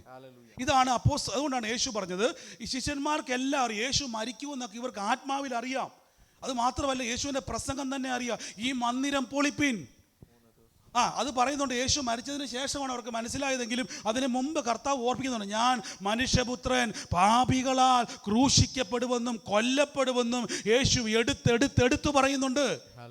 നമുക്കത് പുതുമയാണ്, യഹൂദന് പുതുമയല്ല. യോഹന്നാൻ വിളിച്ചു പറഞ്ഞു, ഈ പോകുന്നയാളാണ് ലോകത്തിന്റെ പാപത്തെ ചുമക്കുന്ന യാഗമൃഗമാണ്. അപ്പൊ യാഗമൃഗം എന്ത് ചെയ്യണം? ഇതെല്ലാം ശിഷ്യന്മാർക്ക് അറിയാം. പക്ഷേ ജഡം ബലഹീനമാണ്. ഇതാണ് സാറയ്ക്ക് പറ്റിപ്പോയത്. തമ്പുരാൻ പറഞ്ഞതാണ്, അബ്രഹാമേ സാറായെ ഞാൻ നിന്നെ വർദ്ധിപ്പിക്കും, നീ ജാതികൾക്കൊരു അനുഗ്രഹമാകും എന്നെല്ലാം ദൂത് കേട്ട് ഇറങ്ങിയതാണ്. പക്ഷെ പ്രാർത്ഥിച്ചുകൊണ്ടിരുന്നപ്പോൾ ചിന്ത വരുന്നു, ഒരു കാര്യം ചെയ്താലോ, കുഞ്ഞ് ഹാഗറിലൂടെ കിട്ടിയാൽ പോരെ. ഇതാണ് ജഡത്തിൻ്റെ ചിന്ത, ദൈവത്തോട് ശത്രുത്വമാകുന്നു. റോമാലേഖനം 8-ാം അധ്യായത്തിലെ വാക്യം നമുക്ക് വായിക്കാതിരിക്കാൻ പറ്റത്തില്ല. റോമർ 8-ാം അധ്യായത്തിലെ വാക്യം എടുത്ത് 24 വായിച്ചേ. വായിക്കുന്നതിന് മുമ്പ് 26 വായിച്ചതിന് മുമ്പ്. അവണ്ണം തന്നെ ആത്മാവ് നമ്മുടെ ബലഹീനതയ്ക്ക് തുണ നിൽക്കുന്നു. ആ. വേണ്ടും പോലെ പ്രാർത്ഥിക്കേണ്ടത് എന്തെന്ന് നാം അറിയുന്നില്ലല്ലോ. ആത്മാവ് തന്നെ ഉച്ചരിച്ചുകൂടാത്ത ഞെരുക്കങ്ങളാൽ നമുക്ക് വേണ്ടി പക്ഷവാദം ചെയ്യുന്നു. ഇനി 9 വാക്യം 8:9 റോമർ 8:9. നിങ്ങളോ ദൈവത്തിന്റെ ആത്മാവ് നിങ്ങളിൽ വസിക്കുന്നു എന്ന് വരികിൽ ജഡസ്വഭാവമുള്ളവരല്ല ആത്മസ്വഭാവമുള്ളവരത്രേ. ആമേൻ. അടുത്തത് താഴോട്ട് വായിച്ച്. ക്രിസ്തുവിന്റെ ആത്മാവില്ലാത്തവൻ അവനുള്ളവനല്ല. അടുത്തത് ക്രിസ്തു നിങ്ങളിൽ ഉണ്ടെങ്കിലോ ശരീരം പാപം നിമിത്തം മരിക്കേണ്ടതെങ്കിലും 13 വാക്യം. ആകയാൽ സഹോദരന്മാരെ, നാം ജഡത്തെ അനുസരിച്ച് ജീവിക്കേണ്ടതിന് ജഡത്തെ അനുസരിച്ച് ജീവിക്കേണ്ടതിന് ജഡത്തിനല്ല കടക്കാരനാകുന്നത്. നിങ്ങൾ ജഡത്തെ അനുസരിച്ച് ജീവിക്കുമെങ്കിൽ മരിക്കും. കണ്ടോ, ജഡത്തെ അനുസരിക്കരുത്. അപ്പൊ ജഡം നമ്മൾ എന്ത് ചെയ്യാൻ നോക്കും? അനുസരിപ്പിക്കുവാൻ നോക്കും. ഇനി നോക്കിക്കേ, ഇങ്ങോട്ട് നോക്കിക്കേ. ജഡം അനുസരിപ്പിച്ചതാണ് ഇസ്മായേൽ. സാറായിയെ കൊണ്ട് എന്ത് ചെയ്തു? ജഡം അനുസരിപ്പിച്ചു. അബ്രഹാമിനെ കൊണ്ട് അനുസരിപ്പിച്ചു. ദൈവഹിതത്തിൽ നിന്നും അവരെ ജഡം അനുസരിപ്പിച്ചു. അടുത്ത വാക്യം റോമർ വായിച്ചു 8:13. നല്ല കടക്കാരനാകും. അല്ല, റോമർ 8:13. നിങ്ങൾ ജഡത്തെ അനുസരിച്ച് ജീവിക്കുന്നുവെങ്കിൽ മരിക്കും. അടുത്തത് നിശ്ചയം ആത്മാവിനാൽ ശരീരത്തിന്റെ പ്രവൃത്തികളെ മരിപ്പിക്കുന്നു. ശരീരത്തിൽ എന്തുണ്ട്? പ്രവർത്തികളുണ്ട്. ഒരു ഹല്ലേലൂയ പറഞ്ഞാട്ടെ. ഹല്ലേലൂയ. അപ്പൊ ജഡത്തിന്റെ ആഗ്രഹങ്ങളുണ്ട്. നമ്മൾ അതിനെ പെട്ടെന്ന് മദ്യപാനം, വെറിക്കൂത്തും, ദ്വന്ദ്വപക്ഷം, പക, പിണക്ക് ഇതിലോട്ട് പെട്ടെന്ന് ട്വിസ്റ്റ് ചെയ്തു പോകും. എന്നാൽ യഥാർത്ഥത്തിൽ ഏതാണ് ജഡത്തിന്റെ ആഗ്രഹം? ഈ ലോകത്തോട് അനുരൂപരാകരുത്. നന്മയും പ്രസാദവും ദൈവഹിതയും ഇന്നതെന്ന് തിരിച്ചറിയേണ്ടതിന് മനസ്സ് പുതുക്കണം. മനസ്സ് പുതുക്കാൻ സ്വന്തമായി പറ്റത്തില്ല. അങ്ങനെ പറ്റുമായിരുന്നെങ്കിൽ ശിഷ്യന്മാര് ചാടി പ്രാർത്ഥിച്ചേനെ. അവർക്ക് സഹായം വേണം. ജഡത്തെ ഹെൽപ്പ് ചെയ്യുവാൻ ഒരു ഹെൽപ്പർ വേണം. അതാ റോമർ 8:26 പറയുന്നത്. പരിശുദ്ധാത്മാവ് ഓടി വന്നിട്ട് നമ്മളെ ഹെൽപ്പ് ചെയ്യുന്നു. ഒരു സ്വതം പറഞ്ഞാട്ടെ. നമ്മൾ പ്രാർത്ഥിക്കാനിരിക്കുമ്പോൾ ഉറക്കം വരെ ശ്രദ്ധിച്ചിട്ടുണ്ടോ? നമുക്ക് ഇല്ലേ? ഉറക്കം വരുമ്പോൾ നമ്മൾ എന്നാ ചെയ്യും? കൂടുതൽ ഉറങ്ങിപ്പോവും. നമ്മൾ ഇന്നേ വരെ പ്രാർത്ഥന, കർത്താവ് ഇത് ശരിയല്ലെന്ന് എത്രയൊക്കെ ഓർമ്മയുണ്ട്? ശരിയല്ല, ഉറങ്ങുന്നത് ശരിയല്ല. പിന്നെ നമ്മൾ എന്തുകൊണ്ട് അതിനെ സീരിയസ് ആയിട്ട് കാണാത്തത്? ഇതൊരു ബലഹീനതയല്ലേ? ഉണർന്നിരുന്ന് പ്രാർത്ഥിക്കാൻ പറ്റാതെ ഉറക്കം വന്ന് നമ്മൾ വീണ് പോകുന്നുണ്ടെങ്കിൽ, നമ്മളതിനെ സീരിയസ് ആയിട്ട് കാണുന്നില്ലെങ്കിൽ അതൊരു ബലഹീനതയല്ലേ? അവിടെ നമുക്ക് എന്തു വേണം? ബലം വേണം. ആദ്യം അതാണ് യാഗപീഠം കറക്റ്റായിട്ട് നമ്മുടെ ലൈഫിൽ പണിയപ്പെടുന്നില്ല എങ്കിൽ ജഡത്തെ നമ്മൾ അനുസരിക്കേണ്ടി വരും. ഒരു ഹല്ലേലൂയ പറഞ്ഞാട്ടെ. ഒരു ഹല്ലേലൂയ പറഞ്ഞേ. ഏലിയാവ് ആദ്യം ചെയ്തു, ഇടിഞ്ഞു പോയ യാഗപീഠത്തെ കണ്ടോ? നമുക്ക് വീട്ടിൽ പ്രാർത്ഥിക്കാൻ പറ്റുന്നുണ്ടോ? അപ്പൊ വാഗ്ദത്തങ്ങൾ എന്തുകൊണ്ടാണ് നിറവേറാതെ നിൽക്കുന്നത്? എന്തുകൊണ്ടാണ് നിറവേറാതെ നിൽക്കുന്നത്? എവിടെയൊക്കെയോ പരീക്ഷയിൽ അകപ്പെട്ട് നമ്മൾ പോയിട്ടുണ്ട്. നമുക്കിപ്പോഴും മനസ്സിലായിട്ടില്ല. അതുകൊണ്ട് യേശു പറഞ്ഞത് പരീക്ഷയിൽ അകപ്പെടാതിരിപ്പാൻ ഉണർന്നിരുന്ന് പ്രാർത്ഥിപ്പിൻ. ഒരു ഹല്ലേലൂയ പറഞ്ഞാട്ടെ. 2 തരം പരീക്ഷയുണ്ട്. ഒന്ന്, ദൈവം നമ്മെ പരീക്ഷിക്കും. ദൈവം ദോഷങ്ങളാൽ എന്ത് ചെയ്യത്തില്ല. എന്നാൽ മത്തായിൽ പറയുന്നു, യേശുവിനെ പിശാച് എന്ത് ചെയ്തു? ഒരു ഹല്ലേലൂയ പറഞ്ഞാട്ടെ. അവനെയും വിളിക്കുന്ന പേര് പരീക്ഷകൻ എന്നാ. സ്വതന്ത്രം പറഞ്ഞാട്ടെ. അപ്പൊ പിശാചിന്റെ പരീക്ഷ വരും. ദൈവത്തിന്റെ പരീക്ഷ ദോഷങ്ങളാൽ. എന്നാൽ പലപ്പോഴും പിശാചിന്റെ പരീക്ഷയെ ആളുകൾ ദൈവത്തിന്റെ പരീക്ഷയായിട്ടാണ് നമ്മൾ എന്ത് ചെയ്യുന്നത്. പല വിഷയം വരും, ഉടനെ പറയും, ഓ എന്നാ ചെയ്യാനാ, ദൈവം അറിയാറൊന്നും അല്ലല്ലോ. ഒരു സ്വതന്ത്രം പറഞ്ഞാട്ടെ. അത് നമ്മൾ അതിൻ്റെ മേൽ യേശുവിന്റെ നാമത്തിൽ ഈ ദിവസങ്ങളിൽ നമ്മളെ തന്നെ ഒന്ന് പുഷ് ചെയ്യണം. ഒരു സ്വതന്ത്രം പറഞ്ഞാട്ടെ. എത്ര പേര് റെഡിയാണ്? ഇത് കേട്ടിട്ട് ആമേൻ പറഞ്ഞു പോവാണോ? ആമേൻ. അപ്പൊ നിങ്ങൾ ആദ്യം മനസ്സിലാക്കണം, എന്റെ യാഗപീഠം ഇടിഞ്ഞു പൊളിഞ്ഞു കിടക്കുക. 1 മണിക്കൂർ പ്രാർത്ഥിക്കാൻ പറ്റുന്നുണ്ടോ ദിവസം? അയ്യോ. അപ്പൊ യാഗപീഠം എന്ത് കിടക്കുക? തീ ഇറങ്ങുന്നില്ല. ഏലിയാവ് എന്ത് ചെയ്തു? ഓടി വന്ന് പറഞ്ഞ ആകാശത്ത് തീ വരട്ടെ എന്നല്ല പറഞ്ഞത്, യാഗപീഠത്തിന്റെ മേൽ വീഴണം. നോക്കുമ്പോൾ യാഗപീഠം എങ്ങനെ കിടക്കുക? കണ്ടോ? ഇടിഞ്ഞു കിടന്നാൽ എന്ത് ചെയ്യത്തില്ല? തീ ഇറങ്ങത്തില്ല. ഇതാർക്കറിയാം? ഏലിയാവിനെ അറിയാവുന്ന. ആദ്യം യാഗപീഠം പണിതു. ആദ്യം കുടുംബത്തിൻ്റെ അകത്ത് നിങ്ങൾ ആദ്യം എന്ത് ചെയ്യണം? നിങ്ങളെ തന്നെ പുഷ് ചെയ്തുകൊണ്ടിരിക്കണം. പ്രാർത്ഥിക്കാൻ പറ്റാത്ത അന്തരീക്ഷമാണോ? അതൊരു ബലഹീനതയാ. അവിടെ ആരെ വിളിക്കണം? പരിശുദ്ധാത്മാവേ. എനിക്ക് ദേവദാസൻ ഇങ്ങനെ പറഞ്ഞു. ദേവദാസൻ പറഞ്ഞു, ബ്രദറെ, എൻ്റെ വീട്ടിൽ നിന്ന് എനിക്ക് പ്രാർത്ഥിക്കാൻ പറ്റുന്നത് അതുപോലെ പ്രശ്നങ്ങളും ഭയങ്കര ചിന്തയാ പുള്ളി പറയുക. അപ്പോൾ അദ്ദേഹം പറയും, ഞാൻ എന്നു പറയും, വീട്ടിൽ നിന്ന് ഇറങ്ങും, അടുത്തൊരു ബീച്ച് ഉണ്ടെന്ന് പറഞ്ഞത്, ട്രിവാൻഡ്രത്ത്. അദ്ദേഹം പറയുക, ഞാൻ എൻ്റെ വീട്ടിൽ നിന്ന് ആ വൈകുന്നേരം 7 നടന്നിട്ട് ആ ബീച്ച് സൈഡിൻ്റെ അങ്ങ് അറ്റം വരെ പോയി നടന്ന് തിരിച്ച് വീട്ടിൽ വന്നാൽ മൊത്തം പ്രശ്നങ്ങളാണ്. അതുകൊണ്ട് ഞാൻ എന്ത് ചെയ്യും, നടന്ന് ആ ബീച്ചിൻ്റെ അങ്ങേ അറ്റം വരെ പോയി പ്രാർത്ഥിച്ച് തിരിച്ചു വരുമ്പോഴേക്കും സമയം 9:30. അപ്പോൾ എത്ര മണിക്കൂർ പ്രാർത്ഥിച്ചു? 7 മുതൽ 9:30 വരെ 2.5 മണിക്കൂർ. വീട്ടിലിരുന്നാലോ മൊത്തം പ്രശ്നം, ക്ഷീണം, മറിഞ്ഞു വീഴുന്നു. അപ്പോൾ അത് നടക്കാൻ തുടങ്ങി. ഇതൊരു യാഗമല്ലേ അല്ലേ? ജഡത്തിൻ്റെ ആഗ്രഹം മടുത്തു, കൊന്ന് കിടന്നാൽ മതി. ജഡത്തിൻ്റെ ആഗ്രഹം ഡിസ്റ്റർബൻസ് ആണ്. പക്ഷെ ജഡത്തെ നമ്മൾ എന്ത് ചെയ്യുക? ഒന്ന് ട്രെയിൻ ചെയ്യിക്കുക. ഇതൊരു യാഗമാണ്. ഇത് യാഗമാണ്. പഴയ നിയമത്തിൽ ഒരു മൃഗത്തെ യാഗമാക്കുന്നത് പോലെ നമ്മുടെ ജഡത്തെ നമ്മൾ എന്ത് ചെയ്യണം? അതിൻ്റെ രാഗമോഹങ്ങളോടുകൂടെ ക്രൂശിക്കണം. ഒരു ഹല്ലേലൂയ പറഞ്ഞാട്ടെ. അതിന് രാഗമോഹങ്ങളുണ്ട്. നമ്മൾ ജഡത്തിൻ്റെ ചിന്ത എന്ന് പറയുമ്പോൾ ആൾക്കാർക്കെല്ലാം മദ്യപാനം വെറുക്കൂത്ത വരുന്നത്.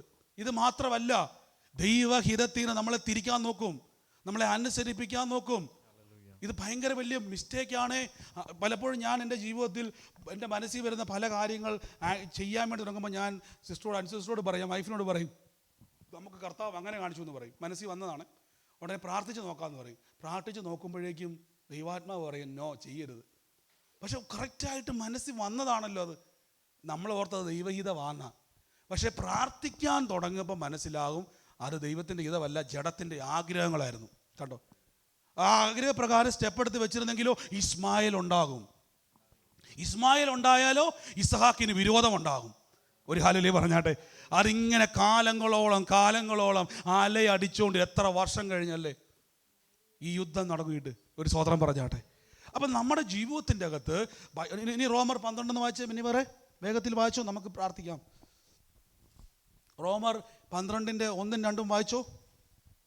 സഹോദരന്മാരെ, ഞാൻ ദൈവത്തിന്റെ മനസ്സലിവ് ഓർപ്പിച്ച് നിങ്ങളെ പ്രബോധിപ്പിക്കുന്നത്, നിങ്ങൾ ബുദ്ധിയുള്ള ആരാധനയായി നിങ്ങളുടെ ശരീരങ്ങളെ ജീവനും വിശുദ്ധിയും ദൈവത്തിന് പ്രസാദമുള്ള യാഗമായി സമർപ്പിക്കും. കണ്ടോ? നമ്മുടെ ശരീരത്തെ, അവിടെ സിസ്റ്റർ ബോഡിയും തന്നെയാണ് കൊടുത്തേക്കുന്നത്.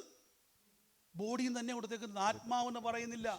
കാര്യം ആത്മാവ് ഒരുക്കമുണ്ടെന്ന് യേശു പറയുന്നുണ്ട്. ജഡത്തിൽ എന്തുണ്ട്? ബലഹീനതയുണ്ട്. ജഡത്തിൽ രാഗമോഹങ്ങളുണ്ട്. ജഡം കുഴപ്പക്കാരനാണ് അല്ല, ജഡത്തിലാണ് ബൈബിൾ പറയുന്നത് പരിശുദ്ധാത്മാവിൻ്റെ മന്ദിരമാക്കിയിരിക്കുന്നത്. അതുകൊണ്ട് തന്നെയാണ് യാഗം നടക്കുന്നത്. കണ്ടോ? ദൈവത്തിൻ്റെ മന്ദിരത്തിലാണ് എന്തുള്ളത്? യാഗമുള്ളത്. നമ്മൾ ദൈവത്തിൻ്റെ മന്ദിരമാണെങ്കിൽ നമ്മൾ എന്ത് ചെയ്യണം? നമ്മൾ പ്രാർത്ഥിക്കാൻ പറ്റുന്നില്ല എങ്കിൽ ഉറപ്പിച്ചോ, പ്രാർത്ഥന എന്നുള്ളത് ദൈവവുമായിട്ടുള്ള കണക്ഷനാണ്. ഈ കണക്ഷൻ നമുക്ക് പറ്റുന്നില്ല എങ്കിൽ യാഗപീഠം ഇടിഞ്ഞിരിക്കുന്നു എന്നതാണ് അതിൻ്റെ അടയാളം. നമുക്ക് ഒത്തിരി എക്സ്ക്യൂസ് ഉണ്ടല്ലേ, ജോലി തിരക്ക്, കുടുംബത്തിലെ തിരക്ക്, പല കാര്യങ്ങൾ യേശുവിന് അറിയാം. ശിഷ്യന്മാരും മടുത്തിരിക്കുക. പക്ഷെ തമ്പുരാൻ പറഞ്ഞു പറ്റത്തില്ല. കർത്താവ് എത്ര നല്ല വ്യക്തിയാണെന്നറിയാവോ? പക്ഷെ ഈ കാര്യത്തിൽ ഒരു കോംപ്രമൈസും ഇല്ല യേശു. കാര്യം കർത്താവ് അനുസരിച്ച് ഇവർ പരീക്ഷയിൽ അകപ്പെടും. ഒരു കോംപ്രമൈസും ഇല്ല. യഹോവയുടെ യാഗപീഠം എന്ന് പറഞ്ഞാൽ ആലയത്തിൽ തീ കത്തിക്കൊണ്ടേയിരിക്കണം. അവിടെ കെടാൻ പറ്റത്തില്ല തീ, അതിങ്ങനെ കത്തിക്കൊണ്ടിരിക്കണം. ഇത് ഏലിയാവിന് മനസ്സിലായതുകൊണ്ടാണ് ഇടിഞ്ഞു പൊളിഞ്ഞ യാഗപീഠം പണിതു. എന്നിട്ട് ഭയങ്കര ധൈര്യം പറയുക, തീ ഇറങ്ങാൻ വേണ്ടി പോവാ. ഇനി വെന്നിമാരെ രാജാക്കന്മാരുടെ പുസ്തകം വായിച്ചേ. 1 രാജാക്കന്മാരുടെ പുസ്തകം 18 അധ്യായമല്ലേ, വായിച്ചോ. 18:20 1 രാജാക്കന്മാർ 29 വായിച്ചു. ഉച്ചതിരിഞ്ഞിട്ട് ഭോജനയാഗം കഴിക്കുന്ന 20 നമ്മൾ ആ അവസാന വാക്യത്തിലേക്ക് വരിക. യാഗം അർപ്പിക്കുന്ന സമയം. വെള്ളം യാഗപീഠത്തിന്റെ ചുറ്റും ഒഴുകി, അവൻ തോട്ടിലും വെള്ളം നിറച്ചു. ഭോജനയാഗം കഴിക്കുന്ന നേരമായപ്പോൾ ഏലിയ പ്രവാചകൻ അടുത്തിയെന്ന് അബ്രഹാമിന്റെയും ഇസ്ഹാക്കിന്റെയും ഇസ്രായേലിന്റെയും ദൈവമായ യഹോവേ, ഇസ്രായേലിൽ നീ ദൈവമെന്ന് ഞാൻ നിന്റെ ദാസനെന്നും ഈ കാര്യങ്ങളൊക്കെ ഞാൻ നിന്റെ കൽപ്പന പ്രകാരം ചെയ്തു എന്നും ഇന്ന് വെളിപ്പെട്ടു വരട്ടെ. യഹോവേ, എനിക്ക് ഉത്തരം അരുളണമേ, നീ ദൈവം തന്നെ. യഹോവേ, നീ തങ്ങളുടെ ഹൃദയം വീണ്ടും തിരിച്ച് എന്ന് ഈ ജനം അറിയേണ്ടതിന് എനിക്ക് ഉത്തരം അരുളണമേ എന്ന് പറഞ്ഞു. ഉടനെ യഹോവയുടെ തീ ഇറങ്ങി. ഉടനെ എന്ത് ചെയ്തു? യഹോവയുടെ തീ ഇറങ്ങി. എന്റെ ചോദ്യം, അതിന് മുമ്പ് എന്നെ ഇറങ്ങാഞ്ഞത്? യാഗപീഠം പൊളിഞ്ഞു. കണ്ടോ? യാഗം നടന്നിട്ടില്ല. യാഗം നടന്നപ്പോൾ എന്ത് സംഭവിച്ചു? തീ ഇറങ്ങി. കണ്ടോ? ചില മറുപടികൾ നമുക്ക് മുമ്പിലേക്ക് വരാതിരിക്കുന്നതിൻ്റെ പിന്നിൽ നമ്മൾ എവിടേക്കോ ജഡത്തെ നമ്മൾ പോലും അറിയാതെ എന്ത് ചെയ്യുന്നു? അനുസരിച്ചിരിക്കുന്ന ഒരു ഹാലിലി പറഞ്ഞാൽ. അനുസരിക്കുക എന്ന് പറഞ്ഞാൽ നമ്മൾ ആ വാക്യം വായിച്ചു, റോമർ ലേഖനം 8:26 വായിച്ചു. നമുക്ക് പ്രാർത്ഥിക്കാം. എന്നിട്ട് റോമർ 8:26 ആത്മാവ് നമ്മുടെ ബലഹീനത നമ്മളെ സഹായിക്കുന്നു, വേണ്ടുന്നത് പോലെ പ്രാർത്ഥിക്കണം നാം അറിയുന്നില്ല. അവണ്ണം ആത്മാവ് നമ്മുടെ ബലഹീനതയ്ക്ക് തുണ നിൽക്കുന്നു, വേണ്ടും പോലെ പ്രാർത്ഥിക്കേണ്ടത് എന്തെന്ന് നാം അറിയുന്നില്ല. വേണ്ടുന്നത് പോലെ. അപ്പം ഞാൻ കഴിഞ്ഞ ദിവസമൊക്കെ ഓർത്ത് എൻ്റെ കർത്താവേ, എനിക്ക് ഇരിക്കണത് ശരിക്കും പറഞ്ഞാൽ ശരീരം അതുപോലെ ടയർഡാണ്. ഞാൻ ഭയങ്കര ടയർഡാണ്, ഇന്ന് പോകണമെന്ന് ഞാൻ ഓർത്ത് കഴിഞ്ഞ ദിവസം പറയുകയും ചെയ്തു. പോകണ്ടെന്ന് തന്നെ ഞാൻ ഓർത്ത്, ഇന്ന് ലീവ് എടുത്താലോ എന്ന് വരെ ഞാൻ ചിന്തിച്ചു പോയി. പക്ഷെ അന്ന് രാത്രിയിൽ ശരിക്കും ടയേർഡായ എന്നാണ് ഉൾപ്രേരണ ഉണ്ടാകുന്നു. പ്രാർത്ഥിക്കണം. അതുകൊണ്ട് എനിക്ക് മനസ്സിലായി, ഞാൻ ആദ്യം തന്നെ ഫേസ്ബുക്ക് അൺഇൻസ്റ്റാൾ ചെയ്തു. എനിക്കറിയാം ഉറക്കം വരാതിരിക്കുമ്പോൾ ചിലപ്പോൾ നമ്മൾ ചുമ്മാ എന്ത് ചെയ്യും, ഫേസ്ബുക്കിൽ തോണ്ടാൻ സാധ്യത ഉള്ളതുകൊണ്ട് ആദ്യം അൺഇൻസ്റ്റാൾ ചെയ്യും. ഞാൻ എപ്പോൾ പാട്ട് കരുതാലും ഫേസ്ബുക്കും അങ്ങനെയുള്ളതൊക്കെ ഞാൻ എന്ത് ചെയ്യും, അപ്പോൾ തന്നെ അൺഇൻസ്റ്റാൾ ചെയ്യും. ടെൻഡൻസികൾ നമുക്ക് വരും കയറി നോക്കാനൊക്കെ. ഞാൻ എന്ത് ചെയ്യുന്നു വെച്ചാൽ ഇരുന്നപ്പോൾ എനിക്ക് മനസ്സിലാക്കി എൻ്റെ ശരീരം പയ്യെ ടയർഡാണ്ട് ഉറങ്ങാൻ തുടങ്ങി. ഞാൻ നടക്കാൻ തുടങ്ങി. നടന്നുകൊണ്ട് ഉറക്കത്തെ എന്ത് ചെയ്യാൻ തുടങ്ങി, അങ്ങോട്ടും ഇങ്ങോട്ടും നടക്കും. അപ്പോൾ ആൾക്കാർ ചോദിക്കും എന്തിനാണ് അവിടെ ഇരിക്കാതെ നടക്കുന്നത്? ഞാൻ പറഞ്ഞു വെറുതെ ഞാനിങ്ങനെ അന്യഭാഷ പറഞ്ഞുകൊണ്ടിരിക്കുക. പിറ്റേ ദിവസം മനസ്സിലായത് ആ പ്രാർത്ഥനയിൽ വലിയൊരു പകർച്ച ദൈവത്തിന് കൊടുക്കണമായിരുന്നു.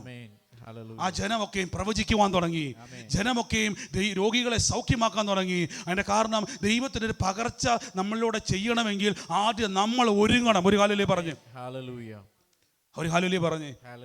നമ്മൾ ആദ്യം നമ്മളെ തന്നെ സാക്രിഫൈസ് ചെയ്യണം, നമ്മളെ തന്നെ യാഗം അർപ്പിക്കണം.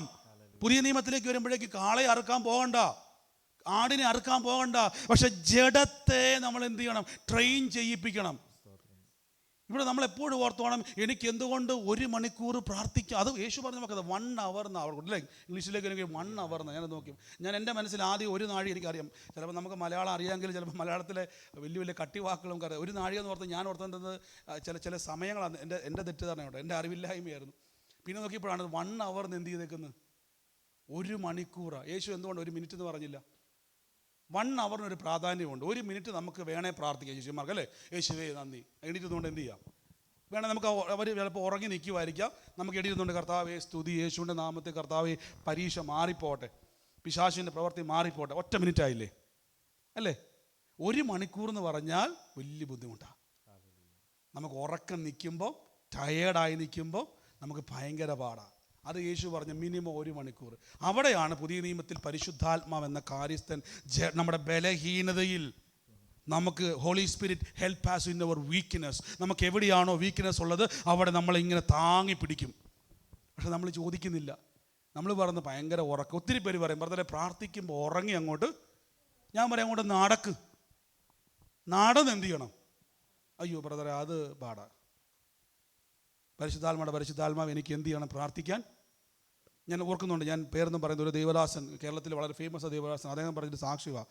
അദ്ദേഹം പ്രാർത്ഥിച്ചുകൊണ്ടിരുന്നത് പ്രാർത്ഥിക്കാൻ സൗകര്യമില്ല. ഞാൻ ടോയ്ലറ്റിൻ്റെ അകത്ത് ഒരു ഫ്ലോർ ഉണ്ടല്ലോ, നമ്മുടെ ടോയ്ലറ്റ് ഇരിക്കുന്ന ക്ലോസറ്റിൻ്റെ അല്ലാതെ ഒരു ഫ്ലോർ ഉണ്ടല്ലോ, അതിലോട്ട് ചാക്ക് വിരിച്ചിട്ട് ഒരു രാത്രി മൊത്തം എല്ലാ ദിവസവും പ്രാർത്ഥിക്കും. ഒരു രാത്രി മൊത്തം എല്ലാ ദിവസവും അദ്ദേഹം ഇരുന്ന് എന്ത് ചെയ്യും? അന്യഭാഷയിൽ പ്രാർത്ഥിക്കും. വേറെ വീട്ടിൽ സ്ഥലമില്ല, ആകെയുള്ള സ്ഥലത്ത് സഹോദരനും അമ്മയും കിടക്കുക. പിന്നെയുള്ള സ്ഥലം ഫ്രീ ആയിട്ടുള്ളത് ടോയ്ലറ്റാണ്. അതിലോട്ട് ചാക്ക് വിരിച്ചിട്ട്, പായില്ല, ചാക്ക് വിരിച്ചിട്ട് മുട്ട ഇരുന്നുകൊണ്ട് നേരം വിളക്കുന്നവരെന്ത് ചെയ്യും? ഒന്നും കണ്ടില്ല. പക്ഷെ ഇന്ന് നമുക്കറിയാം കേരളത്തിലെ ഏറ്റവും വലിയ അനുഗ്രഹിക്കപ്പെട്ട രീതി ലോകത്തിൽ അദ്ദേഹത്തെ ദൈവം ഉപയോഗിക്കുക.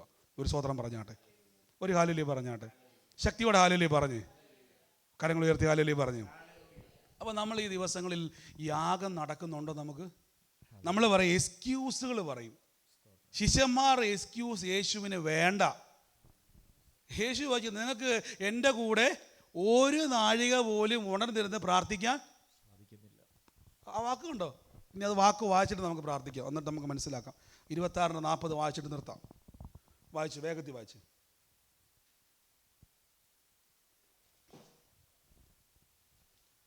പെട്ടെന്ന് വായിച്ചു, സമയം നമുക്ക് ഒത്തിരി മുന്നോട്ട് പോയി.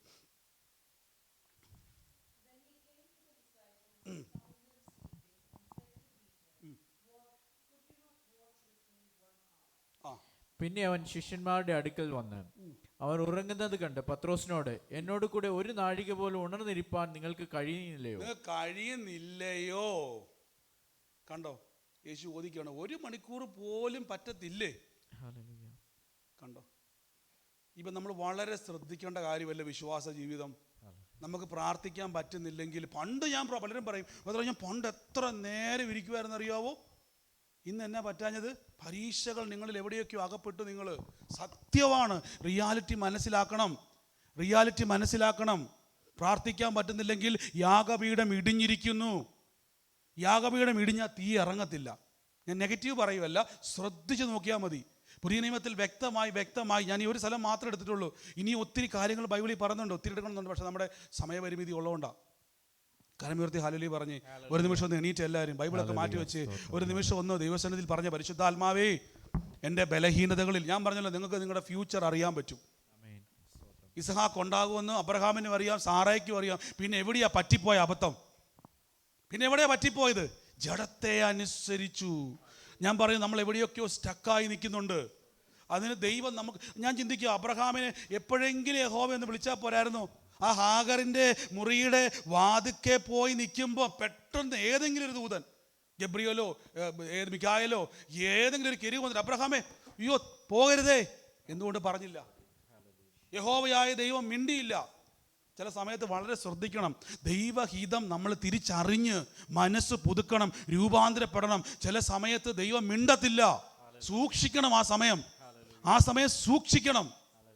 അവിടെയാണ് യേശു പറഞ്ഞത്, പരീക്ഷയിൽ അകപ്പെടാതിരിപ്പാൻ. പെട്ടുപോയാൽ പോയി. ഇസ്മായേലുകൾ ഉണ്ടായി വരും. അതുകൊണ്ടാണ് പലരുടെയും ജീവിതത്തിൽ ദൈവഹിതങ്ങൾ കയറി വരുന്നതിൻ്റെ കാരണം നമ്മൾ വളരെ സൂക്ഷിക്കണം. നമുക്കൊരു നിമിഷം ഒന്ന് പ്രാർത്ഥിക്കാം. കർത്താവേ, ഇന്ന് എൻ്റെ ജീവിതത്തിൽ എനിക്ക് നഷ്ടപ്പെട്ടു പോയ എൻ്റെ യാഗപീഠങ്ങൾ, എൻ്റെ ഭവനത്തിൽ ആരാധന ഉയരണം. പിന്നെ അതിൽ അന്യഭാഷ പറയല്ലേ, എനിക്ക് അത് ഓഫ് ചെയ്തോ.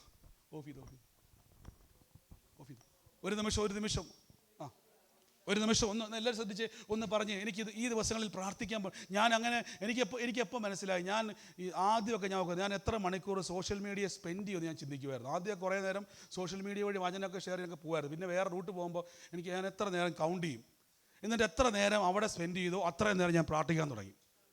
അങ്ങനെ പ്രാർത്ഥിക്കാൻ തുടങ്ങിയപ്പോൾ എത്ര നേരം ഞാനിപ്പോൾ 1 മണിക്കൂർ സോഷ്യൽ മീഡിയ സ്പെൻഡ് ചെയ്താൽ ഞാൻ കർത്താവ് എനിക്ക് 2 മണിക്കൂർ പ്രാർത്ഥിക്കണം. അങ്ങനെ പയ്യെ ദൈവാത്മാവ് എന്നെ ഹെൽപ്പ് ചെയ്യാൻ തുടങ്ങി. നമുക്ക് ബലഹീനത ഉണ്ടെന്ന് പറഞ്ഞിരുന്നത് കാര്യമില്ല. നമുക്ക് സഹായകനോട് പറയണം, കർത്താവേ എനിക്ക് ഉണർന്നിരുന്ന് പ്രാർത്ഥിപ്പാൻ ശക്തി വേണം. പ്രാർത്ഥനയാണ് നമ്മുടെ യാഗപീഠത്തിൻ്റെ മേൽ തീ ഇറക്കുന്നത്. ദൈവവുമായിട്ടുള്ള ബന്ധമാണ് പ്രാർത്ഥന. ദൈവവുമായിട്ടുള്ള കണക്ഷനാണ് പ്രാർത്ഥന. നന്മയും പ്രസാദവും അറിയുന്നതാണ് പ്രാർത്ഥന. അതിലേക്ക് എന്നെ അനുരൂപരാക്കുന്നതാണ് പ്രാർത്ഥന. ഇതില്ലാതെ വിശ്വാസിക്ക് ജീവിക്കാൻ പറ്റത്തില്ല. ഈ ലോക മരുഭൂമിയിൽ നമ്മൾ പട്ടുപോകാൻ സാധ്യതയുണ്ട്. തീർച്ചയായിട്ടും ഞാൻ പറഞ്ഞു, ഒരു നിമിഷം ഒന്ന് കണ്ണടച്ച് ഒന്ന് സമർപ്പിച്ച് യേശുവേ ഒന്ന് പ്രാർത്ഥിച്ച് എല്ലാവരും അങ്ങോട്ടും ഇങ്ങോട്ടും നോക്കരുത്, ആരെയും മൈൻഡ് ചെയ്യരുത്. വളരെ ശ്രദ്ധിക്കേണ്ടതാണ്. വിശ്വാസി യേശു പറഞ്ഞ വാക്കുണ്ട്. നിങ്ങൾ ടയേർഡാണെന്ന് എനിക്കറിയാം. നോക്കിക്കേ, അവർ ഉണർന്ന് ബ്രേക്ക്ഫാസ്റ്റ് കഴിച്ച് ഫ്രഷ് ആയിരിക്കുന്ന ശിഷ്യന്മാരോടല്ല യേശു പറഞ്ഞത്. ടയേർഡായി ക്ഷീണിച്ച് അവശരായിരിക്കുന്നവരോട് ചോദിക്കുക, 1 മണിക്കൂർ താ. നമ്മൾ പറയും ഇല്ല, എനിക്ക് ഉറങ്ങേണ്ട സമയമാണ്. ഇതാണ് യാഗം, ഇതാണ് സാക്രിഫൈസ് ചെയ്യുന്നത്, ഇവിടെയാണ് യാഗം നടക്കുന്നത്. ഇതാണ് പൗലോസ് പറഞ്ഞത്, നിങ്ങൾക്ക് നിങ്ങളുടെ ശരീരത്തെ യാഗമാക്കണം. പരിശുദ്ധാത്മാവ് നമ്മുടെ ബലഹീനതയിൽ നമ്മളെ സഹായിക്കാൻ വേണ്ടി വരും. അതുകൊണ്ടാണ് പ്രത്യേകിച്ച് ഈ രാജ്യത്തുള്ള ഒത്തിരി പേര് പറയും, അയ്യോ ആരാധനയ്ക്ക് പോകാൻ സമയമില്ല.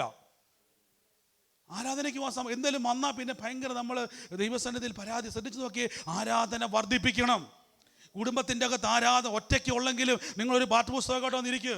നിങ്ങൾ പാട്ടുപാടി ആരാധിക്കാൻ തുടങ്ങ്, വചനം ഉറക്കെ പറയാൻ തുടങ്ങ്. അച്ചായം വന്നില്ലെങ്കിൽ ഞാൻ പറയുന്നു, നമ്മൾ തുടങ്ങിയാൽ, തീ ഇറങ്ങാൻ തുടങ്ങിയാൽ ബാലിൻ്റെ ശക്തികൾ മാറിപ്പോകും, പിശാചിൻ്റെ ശക്തികൾ മാറിപ്പോകും, അവൻ്റെ പരീക്ഷകൾ മാറിപ്പോകും. അന്യഭാഷയിൽ പ്രാർത്ഥിച്ച് യേശുവേ, പരിശുദ്ധാത്മാവ് അന്യഭാഷയിൽ എല്ലാവരും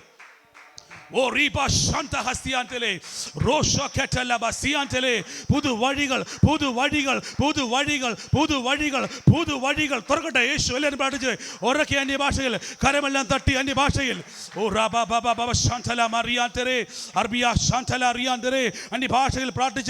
അന്യഭാഷയിൽ പ്രാർത്ഥിച്ച് ഇപ്പോൾ തന്നെ രോഗശക്തികൾ വിട്ടുമാറുക, രോഗത്തിന്റെ ദുരാത്മാക്കൾ വിട്ടുമാറുക. In the name of Jesus.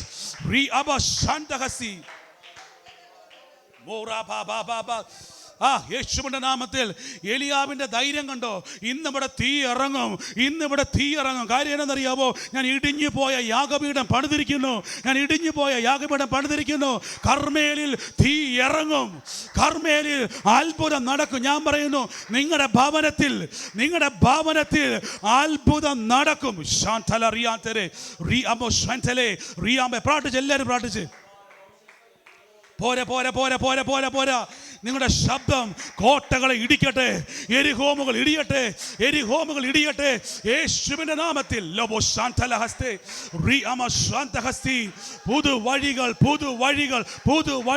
പുതുവഴികൾ ഹിസ്കിയാവിന് മനസ്സിലായി പ്രാർത്ഥന അവസ്ഥകളെ മാറ്റും. ഹിസ്കിയാവിന് മനസ്സിലായി പ്രാർത്ഥനകൾ എൻ്റെ ആയുസ്സിനെ വർദ്ധിപ്പിക്കും, പ്രാർത്ഥനകൾ എൻ്റെ മരണത്തെ മാറ്റും. ഹിസ്കിയാവിന് മർമ്മം പിടികിട്ടി. അവൻ ദൂത് കേട്ട് കരഞ്ഞില്ല, അവൻ യഹോവയോട് പ്രാർത്ഥിച്ചു. പ്രവചിച്ചവനെ കൊണ്ട് തന്നെ തിരിച്ച് പറയിപ്പിച്ചു. അവനോട് പറ, നീ മരിക്കത്തില്ല, നീ ജീവനോടെ ഇരിക്കാൻ വേണ്ടി പോകുക. പ്രാർത്ഥിച്ച് യേശുവേ. ഓ ശകലബറ ശാന്തലറിയാന്തരേ,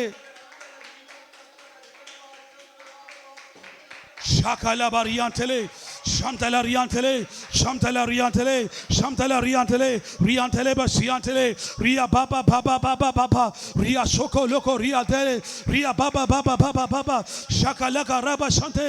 ഡോറുകൾ തുറക്കട്ടെ. Oh my Jesus, in the name of Jesus.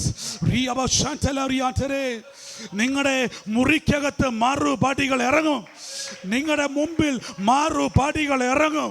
കർമ്മേലിൽ തീ ഇറങ്ങിയെങ്കിൽ നിങ്ങളുടെ യാഗത്തിന് മേൽ മറുപടികൾ ഇറങ്ങും.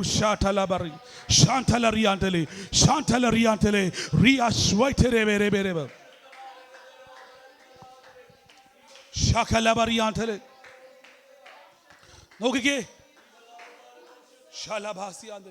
ജഡത്തിന്റെ ആഗ്രഹം ഉറങ്ങുക എന്നാ, ആത്മാവിന്റെ ആഗ്രഹം ഉണർന്നിരുന്ന് പ്രാർത്ഥിക്കുക എന്നാ. ഈ ദിവസങ്ങളിൽ പ്രാർത്ഥിക്കാൻ തുടങ്ങിയാൽ ബന്ധങ്ങൾ ഉണ്ടാകും, പ്രാർത്ഥിക്കാൻ തുടങ്ങിയാൽ നന്മകൾ തുറക്കും, പ്രാർത്ഥിക്കാൻ തുടങ്ങിയാൽ വഴികൾ തുറക്കും, പ്രാർത്ഥിക്കാൻ തുടങ്ങിയാൽ ഹിസ്കിയാവിനെ പോലെ മരണം മാറി ജീവൻ വെളിപ്പെടും, ഡോറുകൾ തുറന്നു വരും.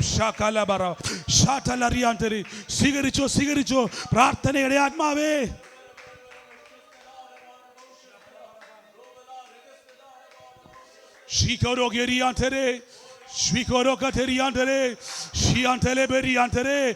ഭാഷയിൽ ആരാധിച്ചേ, കർത്താവേ, എന്നെ ഇടിഞ്ഞു പോയ യാഗപീഠം ഞാൻ ഇന്നലകളിൽ പ്രാർത്ഥിച്ചതിനേക്കാൾ ഇരട്ടി, ഇന്നലകളിൽ ഉണർന്നിരുന്ന് പ്രാർത്ഥിച്ചതിനേക്കാൾ ഇരട്ടി. ഞാൻ പറയുന്ന അപകടമാണ്. ഇന്നലകളിൽ ചെയ്യാൻ കഴിയാത്തത് ഇന്ന് ചെയ്യാൻ പറ്റുന്നില്ലെങ്കിൽ യാഗപീഠം ഇടിഞ്ഞിരിക്കുന്നു. സൂക്ഷിക്കണമേ, പരീക്ഷയിൽ അകപ്പെടാതിരിപ്പാൻ ഉണർന്നിരുന്ന്. അബ്രഹാമിന് പറ്റിയ അബദ്ധം പറ്റരുതേ, സാറായ്ക്ക് പറ്റിയ അബദ്ധം പറ്റരുതേ. തലമുറകളെ ഇന്നും വേട്ടയാടുന്ന ഇസ്മായേലുമാർ ഉണ്ടാകാതിരിപ്പാൻ യേശുവിന്റെ നാമത്തിൽ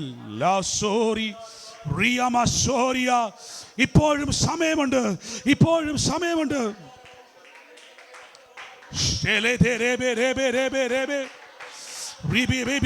ആരാധിച്ചോ.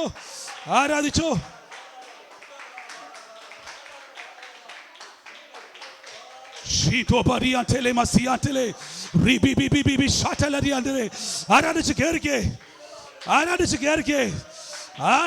കേറിക്കേ. ഓ, എന്റെ ഭവനത്തിൽ ആരാധന ഉയരണം. ജയത്തിന്റെയും ഉല്ലാസത്തിന്റെയും ഘോഷം നീതിമാന്റെ കൂടാരത്തിൽ.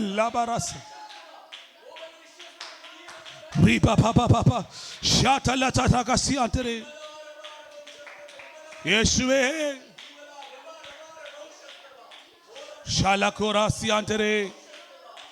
ആത്മാവിന്റെ പകർച്ച വെളിപ്പെടുന്നല്ലോ, ഈ രാജ്യത്തിന്റെ നന്മ വെളിപ്പെടുന്നല്ലോ, രാജ്യങ്ങളുടെ നന്മകൾ വെളിപ്പെടുന്നല്ലോ.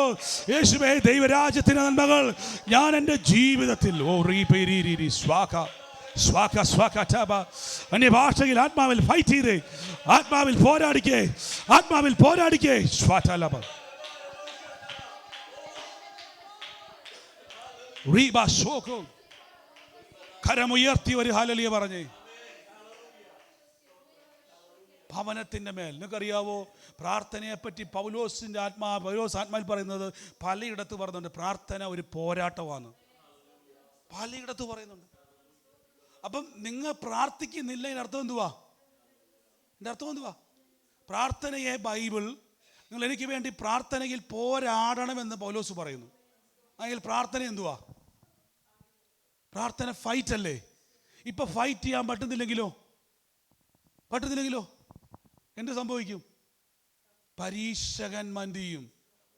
ഇതാണ് പത്രോസ് പറഞ്ഞത്, അലറുന്ന സിംഹം എന്ന പോലെ ആരെ വിഴുങ്ങുണ്ട്? ഫൈറ്റ് ചെയ്യാത്തവനെ വിഴുങ്ങും, യുദ്ധം ചെയ്യാത്തവനെ വിഴുങ്ങും. നമ്മൾ പറയും എക്സ്ക്യൂസ്. ഞാൻ പറഞ്ഞില്ല, എപ്പോഴും ഓർത്തോണം, ദൈവത്തിന് എക്സ്ക്യൂസ് വേണ്ട. അങ്ങനെ എക്സ്ക്യൂസ് ദൈവം അക്സെപ്റ്റ് ചെയ്യുന്നൊരു വ്യക്തിയായിരുന്നെങ്കിൽ ഏതേൻ തോട്ടത്തിൽ നമ്മുടെ ആദം പറഞ്ഞു, ഞാനല്ല, നീ എനിക്ക് തന്ന ഭാര്യയാണിത് തന്നത്. തമ്പുരാൻ മൈൻഡ് ചെയ്തില്ല. നിന്നോടെന്നാ ഞാൻ പറഞ്ഞത്? തിന്നരുത് എന്ന് പറഞ്ഞത് നിന്റെ ഭാര്യ എന്തു പറഞ്ഞു എന്നുള്ളതല്ല. ഇത് തന്നെ അബ്രഹാമിന് പറ്റിയത്. ഹാഗർ പറഞ്ഞു, അബ്രഹാം പറഞ്ഞു, കർത്താവേ ഞാൻ എന്നാ ചെയ്യാൻ? ഹാഗർ കേൾക്കണ്ട, ഞാൻ നിന്നോട് എന്നാ പറഞ്ഞത്? അതുകൊണ്ട് നമ്മളെപ്പോഴും ഓർത്തോണം, ഈ പരിശുദ്ധാത്മാവ് എന്തിനാണ് വന്നിരിക്കുന്നത് അറിയോ? നമ്മളെ സഹായിക്കാനാ. നമുക്ക് ബലഹീനത ഉണ്ടെന്ന് അറിഞ്ഞാൽ ഉടനെ നിങ്ങൾ എന്ത് ചെയ്യണം? നമ്മൾ ബിസി ഷെഡ്യൂളൊക്കെ ക്യാൻസൽ ചെയ്യണം. ബിസി ഷെഡ്യൂൾ ക്യാൻസൽ ചെയ്യണം. യോനയോട് എന്നാ തമ്പുരാൻ പറഞ്ഞത്? യോനയോട് എവിടെ പോകാനാ പറഞ്ഞത്? തിരിച്ച് തമ്പുരാൻ അവിടെ കൊണ്ട് എത്തിച്ചപ്പോഴേക്കും പറയുന്നൊരു വാക്കുണ്ട്, ദേശമെല്ലാം റെട്ടിലും വെണ്ണീറിരുന്ന് ഉപവസിച്ചു. ദേശക്കാരൊന്നും ചെയ്യാൻ പോകരുത്, ദേശക്കാർ പ്രാർത്ഥിക്കാൻ തുടങ്ങി. യോന പറഞ്ഞു, ഇവർ ദുഷ്ടജനവാ, ഇവർ രക്ഷപ്പെടത്തില്ല. പക്ഷേ നീ പോയി പറഞ്ഞപ്പോൾ അവരുടെ ഹൃദയത്തെ തമ്പുരാൻ തൊട്ട് ദേശമെല്ലാം ഉപവാസം വിളംബരം ചെയ്തു. അവർ ഉപവസിച്ചു, നാശം വിട്ടുപോയി. കണ്ടോ? ഇതാണ് നമ്മളെ യാഗമർപ്പിക്കുന്നത്. നമ്മൾ യാഗമർപ്പിക്കണം. പ്രാർത്ഥന ഒരു യാഗമാണ്. ഈ ദിവസങ്ങളിൽ ദൈവവുമായിട്ടുള്ള കണക്ഷനെ വർദ്ധിപ്പിക്കണം. അങ്ങനെ ചെയ്താൽ പ്രോമിസുകൾ ആക്റ്റീവ് ആകും. പ്രോമിസുകൾ എന്ത് ചെയ്യും? ഒരു ഹല്ലേലൂയ പറഞ്ഞു. അപ്പം ടൈമിനെ നമ്മൾ മെരുക്കണം. നമുക്ക് ടൈം എന്ന് പറയുന്നത് നമ്മുടെ എക്സ്ക്യൂസ് ആണെങ്കിൽ സൂക്ഷിക്കണമേ. പലരും പറയും, ബ്രദറെ ഇന്നലകളിൽ ഞാൻ പ്രവചിക്കുമായിരുന്നു, ഇന്നലകളിൽ ഞാൻ പലതും ചെയ്യുമായിരുന്നു, ഇന്ന് എനിക്ക് പറ്റുന്നില്ല. പറ്റാത്തതിൻ്റെ കാരണം എനിക്ക് ടൈമില്ല. ടൈം എന്നുള്ളത് നിങ്ങളുടെ മാത്രം വിഷയമാണ്. ടൈം നമ്മൾ കണ്ടെത്തണം. യേശു നമ്മളെ ഫോഴ്സ് ചെയ്യുവാണ്. കാര്യം വിശ്വാസി യേശുവിൻ്റെതാണ്. നിങ്ങൾ യേശുവിനെ അനുസരിക്കാൻ പറ്റിയില്ല, പിന്നെ നമുക്ക് എന്ത് ചെയ്യാൻ പറ്റും? വേറെ എന്തും കാര്യമില്ല. എത്ര പേര് തയ്യാറാ? കർത്താവേ, ആദ്യം എൻ്റെ കുടുംബത്തിൽ ഞാൻ യാഗപീഠം പണിയും. 1 hour എന്ത് ചെയ്യണം? അയ്യോ, പറ്റുമോ? ഉണർന്നിരുന്ന് പ്രാർത്ഥിക്കാൻ പറ്റുമോ? നമ്മുടെ പണ്ട് വെല്ലുമച്ചിമാരൊക്കെ ഏറ്റവും കുറഞ്ഞ് എന്ത് ചെയ്യുമായിരുന്നു? 1 മണിക്കൂർ പാട്ടും പ്രാർത്ഥനയൊക്കെ ആയിട്ട് നമ്മൾ തലമുറ വന്നപ്പോഴേക്കും എല്ലാം വിട്ടുപോയി. കാര്യം എന്തുവാ? നമ്മൾ ബിസി ആയിപ്പോയി. നമുക്ക് ഒരുമിച്ച് ഒന്ന് പ്രാർത്ഥിക്കാം. എൻ്റെ ഉള്ളത്തിൽ പരിശുദ്ധാത്മാവ് ഒരു ശാലിനി എന്ന് പറയുന്ന വ്യക്തിക്ക് വേണ്ടി, ഇന്ന് ലൈവിൽ കാണുന്നൊരു വ്യക്തിക്ക് വേണ്ടി പ്രാർത്ഥിപ്പാൻ കർത്താവ് പറയുക. ഒരു 13 എന്നുള്ള ഡേറ്റ്, ഒരു ദിവസം, ജനന ദിവസം കർത്താവ് എന്നെ കാണിക്കുക. ആ കുടുംബത്തിൽ ആരോ ആ ജനിച്ച ദിവസമാണ്.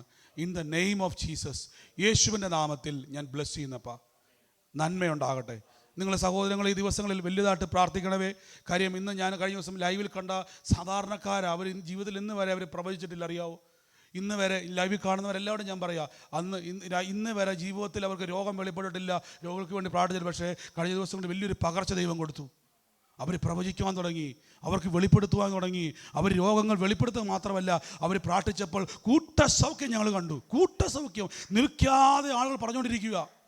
വെള്ളിയാഴ്ചത്തെ ലീഡേഴ്സ് മീറ്റിങ്ങിൻ്റെ അകത്ത് കർത്താവിൻ്റെ ആത്മ പറഞ്ഞു, ഞാൻ അന്ത്യകാലത്ത് ഞാൻ സകല ജഡത്തിൻ്റെ മേലും മുമ്പന്മാർ ഇന്ന് എന്തു ചെയ്യും? ബിംബന്മാരാകും. നമ്മൾ പെട്ടുപോകരുത്. ഈ ദിവസങ്ങളിൽ ശക്തിപ്പെടണം. ലോകത്തിൽ ദൈവത്തിൻ്റെ ശക്തി വെളിപ്പെടുത്തുവാൻ ദൈവം നമ്മളെ കണ്ടിരിക്കുക. നമ്മളാണ് ഈ രാജ്യത്തെ നിയന്ത്രിക്കാൻ വേണ്ടി ഇരിക്കുന്നവർ. നമ്മളാണ് ഈ രാജ്യത്തിൻ്റെ അംബാസിഡേഴ്സ്. ബൈബിൾ അങ്ങനെ പറഞ്ഞത്. ഈ ലോകത്തിൻ്റെ സ്ഥാനാതിഥികൾ നമ്മൾ ഉണർന്നിരുന്ന് പ്രാർത്ഥിക്കേണ്ട ആവശ്യമല്ലേ? കണ്ണടച്ച് സ്വർഗീയ നല്ല പിതാവേ, രോഗികളായി ഭാരപ്പെടുന്ന രോഗമുള്ള ഭാഗത്ത് കൈവച്ചു. ഇന്ന് നിങ്ങളുടെ അത്ഭുതമാണ്. യേശു രോഗങ്ങളെ പറ, യേശുവിൻ്റെ രോഗത്തെ എനിക്ക് ഹോസ്പിറ്റലിലെല്ലാം കണ്ട് നടക്കാൻ പറ്റത്തില്ലെന്ന് പറ. എനിക്ക് ലോകത്തുള്ള സകല ഹോസ്പിറ്റലുകളും വൈദ്യന്മാരെ പുറകെ കളയാൻ കാശില്ലെന്ന് പറ. എൻ്റെ അധ്വാനം ഞാൻ തന്നെ ഭക്ഷിക്കും. എൻ്റെ സമയം ഞാൻ കർത്താവിൽ അനുഭവിക്കും. അതിന് വിരോധമായി നിൽക്കുന്ന രോഗങ്ങൾ, രോഗശക്തികൾ, രോഗബന്ധനങ്ങൾ യേശുവിൻ്റെ നാമത്തിൽ ക്യാൻസൽ ചെയ്യുന്നു. Healing in the name of Jesus. Healing in the name of Jesus. കർത്താവേ, ഞങ്ങളിന്ന് ബ്ലസ് ചെയ്ത് പ്രാർത്ഥിക്കുന്നപ്പാ. In the name of Jesus. പരിശുദ്ധാത്മാവ് ഈ ദിവസങ്ങളിൽ ഈ ഇടിഞ്ഞു പോയ യാഗപീഠങ്ങൾ, ഭവനത്തിൻ്റെ മേൽ ശരീരമാകുന്ന യാഗം വീണ്ടും നടക്കണം. ഞങ്ങളെ തന്നെ ഏൽപ്പിക്കും. ഞങ്ങളെ തന്നെ പുഷ് ചെയ്യുന്നപ്പാ. ഇന്ന് സാറയിൽ സംഭവിച്ചത് ഞങ്ങൾക്ക് വേണ്ടപ്പാ. ഞങ്ങൾക്ക് വാക്തത്വമാണ്, ഇസ്ഹാക്ക് മതി, ഞങ്ങൾക്ക് പ്രോമിസുകൾ മതി. ദൈവഹിതം ഇന്നതെന്ന് തിരിച്ചറിയേണ്ടതിന് മനസ്സ് പുതുക്കി രൂപാന്തരപ്പെടട്ടെ. റിന്യൂവ്ഡ് യുവർ തോട്ട്സ് എന്നാണ് പറഞ്ഞത്. നമ്മുടെ തോട്ട്സിലാണ് കിടന്ന് കളിക്കുന്നത്. ഈ തോട്ട്സിൻ്റെ അകത്ത് മുഴുവൻ ജഡത്തിൻ്റെ ചിന്തകൾ കളിക്കുന്നത്. ഇതിനെ മരിപ്പിപ്പാൻ ആത്മാവിൽ പ്രാർത്ഥിക്കുക, ആത്മാവിൽ പ്രാർത്ഥിക്കുക, അന്യഭാഷയിൽ പ്രാർത്ഥിക്കുക, വചനങ്ങൾ ഏറ്റുപറയുക. ദൈവഹിതത്തിൽ ഉറച്ചു നിൽക്കാൻ ദൈവാത്മാവ് സഹായിക്കും. Thank you holy spirit. നന്ദി പരിശുദ്ധാത്മാവേ. നമുക്ക് കർത്താവിൻ്റെ മേശയിലേക്ക് നമുക്ക് വേഗത്തിൽ പ്രവേശിപ്പാം. എപ്പോഴും നമ്മൾ പറയുന്നത് പോലെ തന്നെ കർത്താവിൻ്റെ മേശ കർത്താവിൻ്റെ തിരുശരീരമാണ്. ഇതിൻ്റെ ഓർമ്മയ്ക്കായിട്ടാണ് നാം ചെയ്യുന്നത്. ഇത് ഭക്ഷിക്കുമ്പോൾ നമ്മുടെ അകത്ത് ഇതൊരു യാഗമാണ്. നമ്മൾ കേട്ടതുപോലെ തന്നെ ലോകത്തിൽ ഇതുവരെ നടന്നിട്ടില്ലാത്ത, ഇനി നടക്കാൻ പോകാൻ ഒരു സാധ്യതയും ഇനിയില്ലാത്ത വലിയൊരു യാഗമാണ് ഇത്, കർത്താവിൻ്റെ ശരീരം. ഈ യാഗത്തിൻ്റെ പ്രത്യേകത എന്നെ നീതിമാനും വിശുദ്ധനും നിഷ്കളങ്കരുമാക്കി. ഈ ശരീരമാണ് പറഞ്ഞത് എന്നോട്, ഉണർന്നിരുന്ന് കണ്ടോ. ഇത് കഴിക്കുമ്പോൾ നിങ്ങൾ എന്താണോ ബലഹീനത, എന്താണോ പ്രാർത്ഥനയ്ക്ക് തടസ്സം, എന്താണോ കുറവുകൾ, അതൊക്കെ പരിഹരിക്കപ്പെടും. ഞാൻ പറഞ്ഞ സഹോദരങ്ങളെ, നിങ്ങൾ പ്രാർത്ഥിച്ചോണം. ഈ രാജ്യത്ത് നമുക്ക് നന്മ വേണം. അത് എഴുതി വെച്ചുകൊണ്ട് ഈ ദിവസം അന്യഭാഷ പ്രാർത്ഥിക്കണം. ഞാൻ പറയുന്നു, ഒരു സാധ്യതയില്ലെങ്കിലും ബൈബിളൊരു വാക്യമുണ്ട്, അവൻ ഇല്ലാത്തതിനെ ഉള്ളതുപോലെ. എന്നാണ് ഒരു സാക്ഷ്യം കേട്ടതാ. ഒരു സഹോദരി പറഞ്ഞ വാക്കുണ്ട്, ബ്രദറെ, അങ്ങനെ ഒരു പൊസിഷൻ അവിടെ ഇല്ല. UK ഒരു കാര്യം പറയുന്നത്, അങ്ങനെ ഒരു പൊസിഷൻ അവിടെ ഇല്ല. പക്ഷേ പുള്ളിക്കാർ പറയും, അവർ പറഞ്ഞു നിങ്ങൾ അങ്ങനെ ഒരു സാധ്യതയില്ല. പക്ഷേ ഈ വ്യക്തിക്ക് വേണ്ടി അങ്ങനെ ഒരു പൊസിഷനെ ക്രിയേറ്റ് ചെയ്തെടുത്തു UK NHS. സഹോദരി പറഞ്ഞതാ, അങ്ങനെ പൊസിഷൻ ഇല്ല. എന്നോട് പറഞ്ഞു, ബ്രദറെ, ഇനി എനിക്ക് വീട്ടിലിരിക്കാനേ വകുപ്പുള്ളൂ. ഞാൻ പറഞ്ഞു, സിസ്റ്ററെ, ദൈവത്തെ ആരാധിക്കുന്ന തലമുറയാണോ, ദൈവത്തെ വിളിക്കുന്ന തലമുറയാണോ? എനിക്കറിയത്തില്ല. പക്ഷെ തമ്പുരാൻ പറയുക, വഴി തുറക്കും.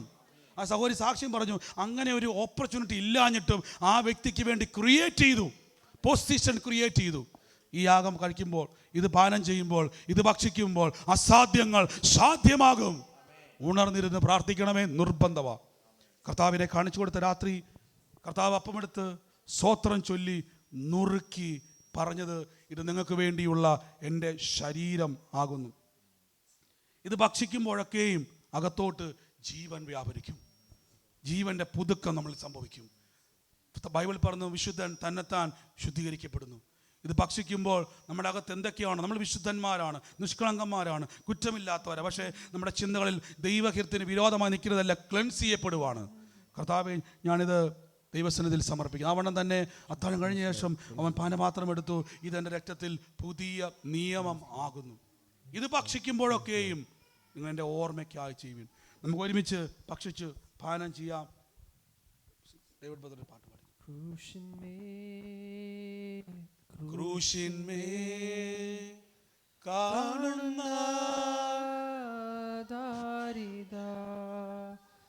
ക്രൂശിന്മേ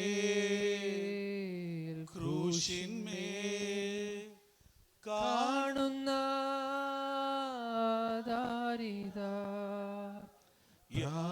യാണനാഥൻ പ്രാണനാഥൻ എൻ പേർക്കായി ചാകുന്നു. പ്രാണനാഥൻ പ്രാണനാഥൻ എൻ പേർക്കായി ചാകുന്നു. ഇത്രമാം സ്നേഹത്തെ എത്ര നാൾ തള്ളി ഞാൻ, ഇത്രമാം സ്നേഹത്തെ എത്ര നാൾ തള്ളി ഞാൻ ഈ മഹാപാപത്തെ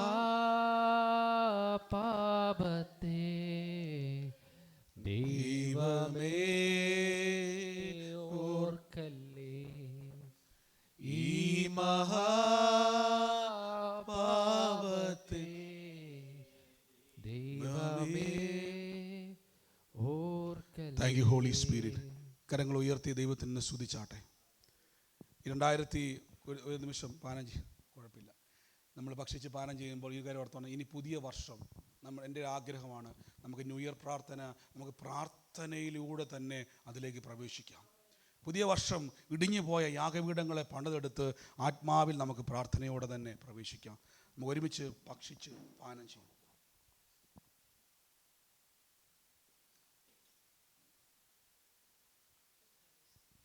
ഈ അപ്പം ഒന്നായതുകൊണ്ട് പലരായ നമ്മൾ ക്രിസ്തുവിൽ ഒന്നാണ്.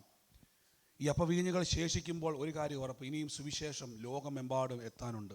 ശക്തിപ്പെടണം. എഫേസ്യ ലേഖനം പറയുന്നത് പോലെ കർത്താവിലും അവൻ്റെ ആമിത ബലത്തിലും ലോകത്തിനറ്റത്തോളം പോകാനുണ്ട്. വിളി വലുതാ, നമ്മളെ ഓർമ്മപ്പെടുത്തുന്നു. നമുക്ക് അനേകരെ നേടേണ്ടതുണ്ട്. അതിനായി പ്രയത്നിക്കാം. കർത്താവ് നിങ്ങളെ അനുഗ്രഹിക്കട്ടെ. വിശുദ്ധ ചുംബനങ്ങളാൽ നമുക്ക് തമ്മിൽ പ്രാർത്ഥനയുടെ അവസാനം പരസ്പരം സഹോദരിമാർ പരസ്പരവും തമ്മിൽ വിശുദ്ധ ചുംബനങ്ങളാൽ നിങ്ങൾ കർത്താവിൽ അവരെ ആശ്വസിപ്പിക്കുക. അതുമാത്രമല്ല, കർത്താവിൻ്റെ വേലയെ നമുക്ക് കൊടുക്കേണ്ട സമയമാണ്. ഇപ്പോൾ തന്നെ എല്ലാവരും കരത്തിലെടുത്ത് പിടിച്ചാട്ടെ. കർത്താവിൻ്റെ നാമത്തിൽ കൊടുക്കുന്നത് ദൈവസന്നിധിയിൽ ഏറ്റവും അനുഗ്രഹിക്കപ്പെട്ടൊരു കാര്യമാണ്. കർത്താവിൻ്റെ വേലയിൽ വിതയ്ക്കണം, ദശാംശങ്ങൾ കൊടുക്കണം. ഒഴിവുകഴിവുകൾ അതിൻ്റെ അകത്തില്ല. കർത്താവിൻ്റെ നാമത്തിൽ എടുത്ത് പിടിക്കണം. പ്രത്യേകിച്ച് ന്യൂ ഇയറിന് വേണ്ടി നിങ്ങളെല്ലാവരും പ്രിപ്പയർ ആകുക, അവധി എടുക്കുക. ഞാൻ പറഞ്ഞാൽ ഇതൊരു യാഗമാണ്. നമുക്ക് എക്സ്ക്യൂസുകളുണ്ട്, പക്ഷെ നമ്മളെ തന്നെ എന്ത് ചെയ്യുന്നു? നമ്മൾ ജഡത്തെ യാഗമർപ്പിക്കുന്നു, കർത്താവിന് വേണ്ടി സമർപ്പിക്കുക. ഞാൻ പറയും, നമ്മൾ ദൈവത്തിന് കൊടുത്താൽ ദൈവം തിരിച്ച് നമുക്ക് എന്ത് ചെയ്യും? തമ്പുരാനെ മാനിക്കുന്നവനെ തിരിച്ച് തമ്പുരാനെ മാനിക്കും. നമുക്ക് കർത്താവിൻ്റെ വേലയിൽ വിതയ്ക്കാം. ഇനി വേറെ വിതയെ ഓർത്ത് ബ്ലസ് ചെയ്തൊന്ന് പ്രാർത്ഥിച്ചോട്ടെ.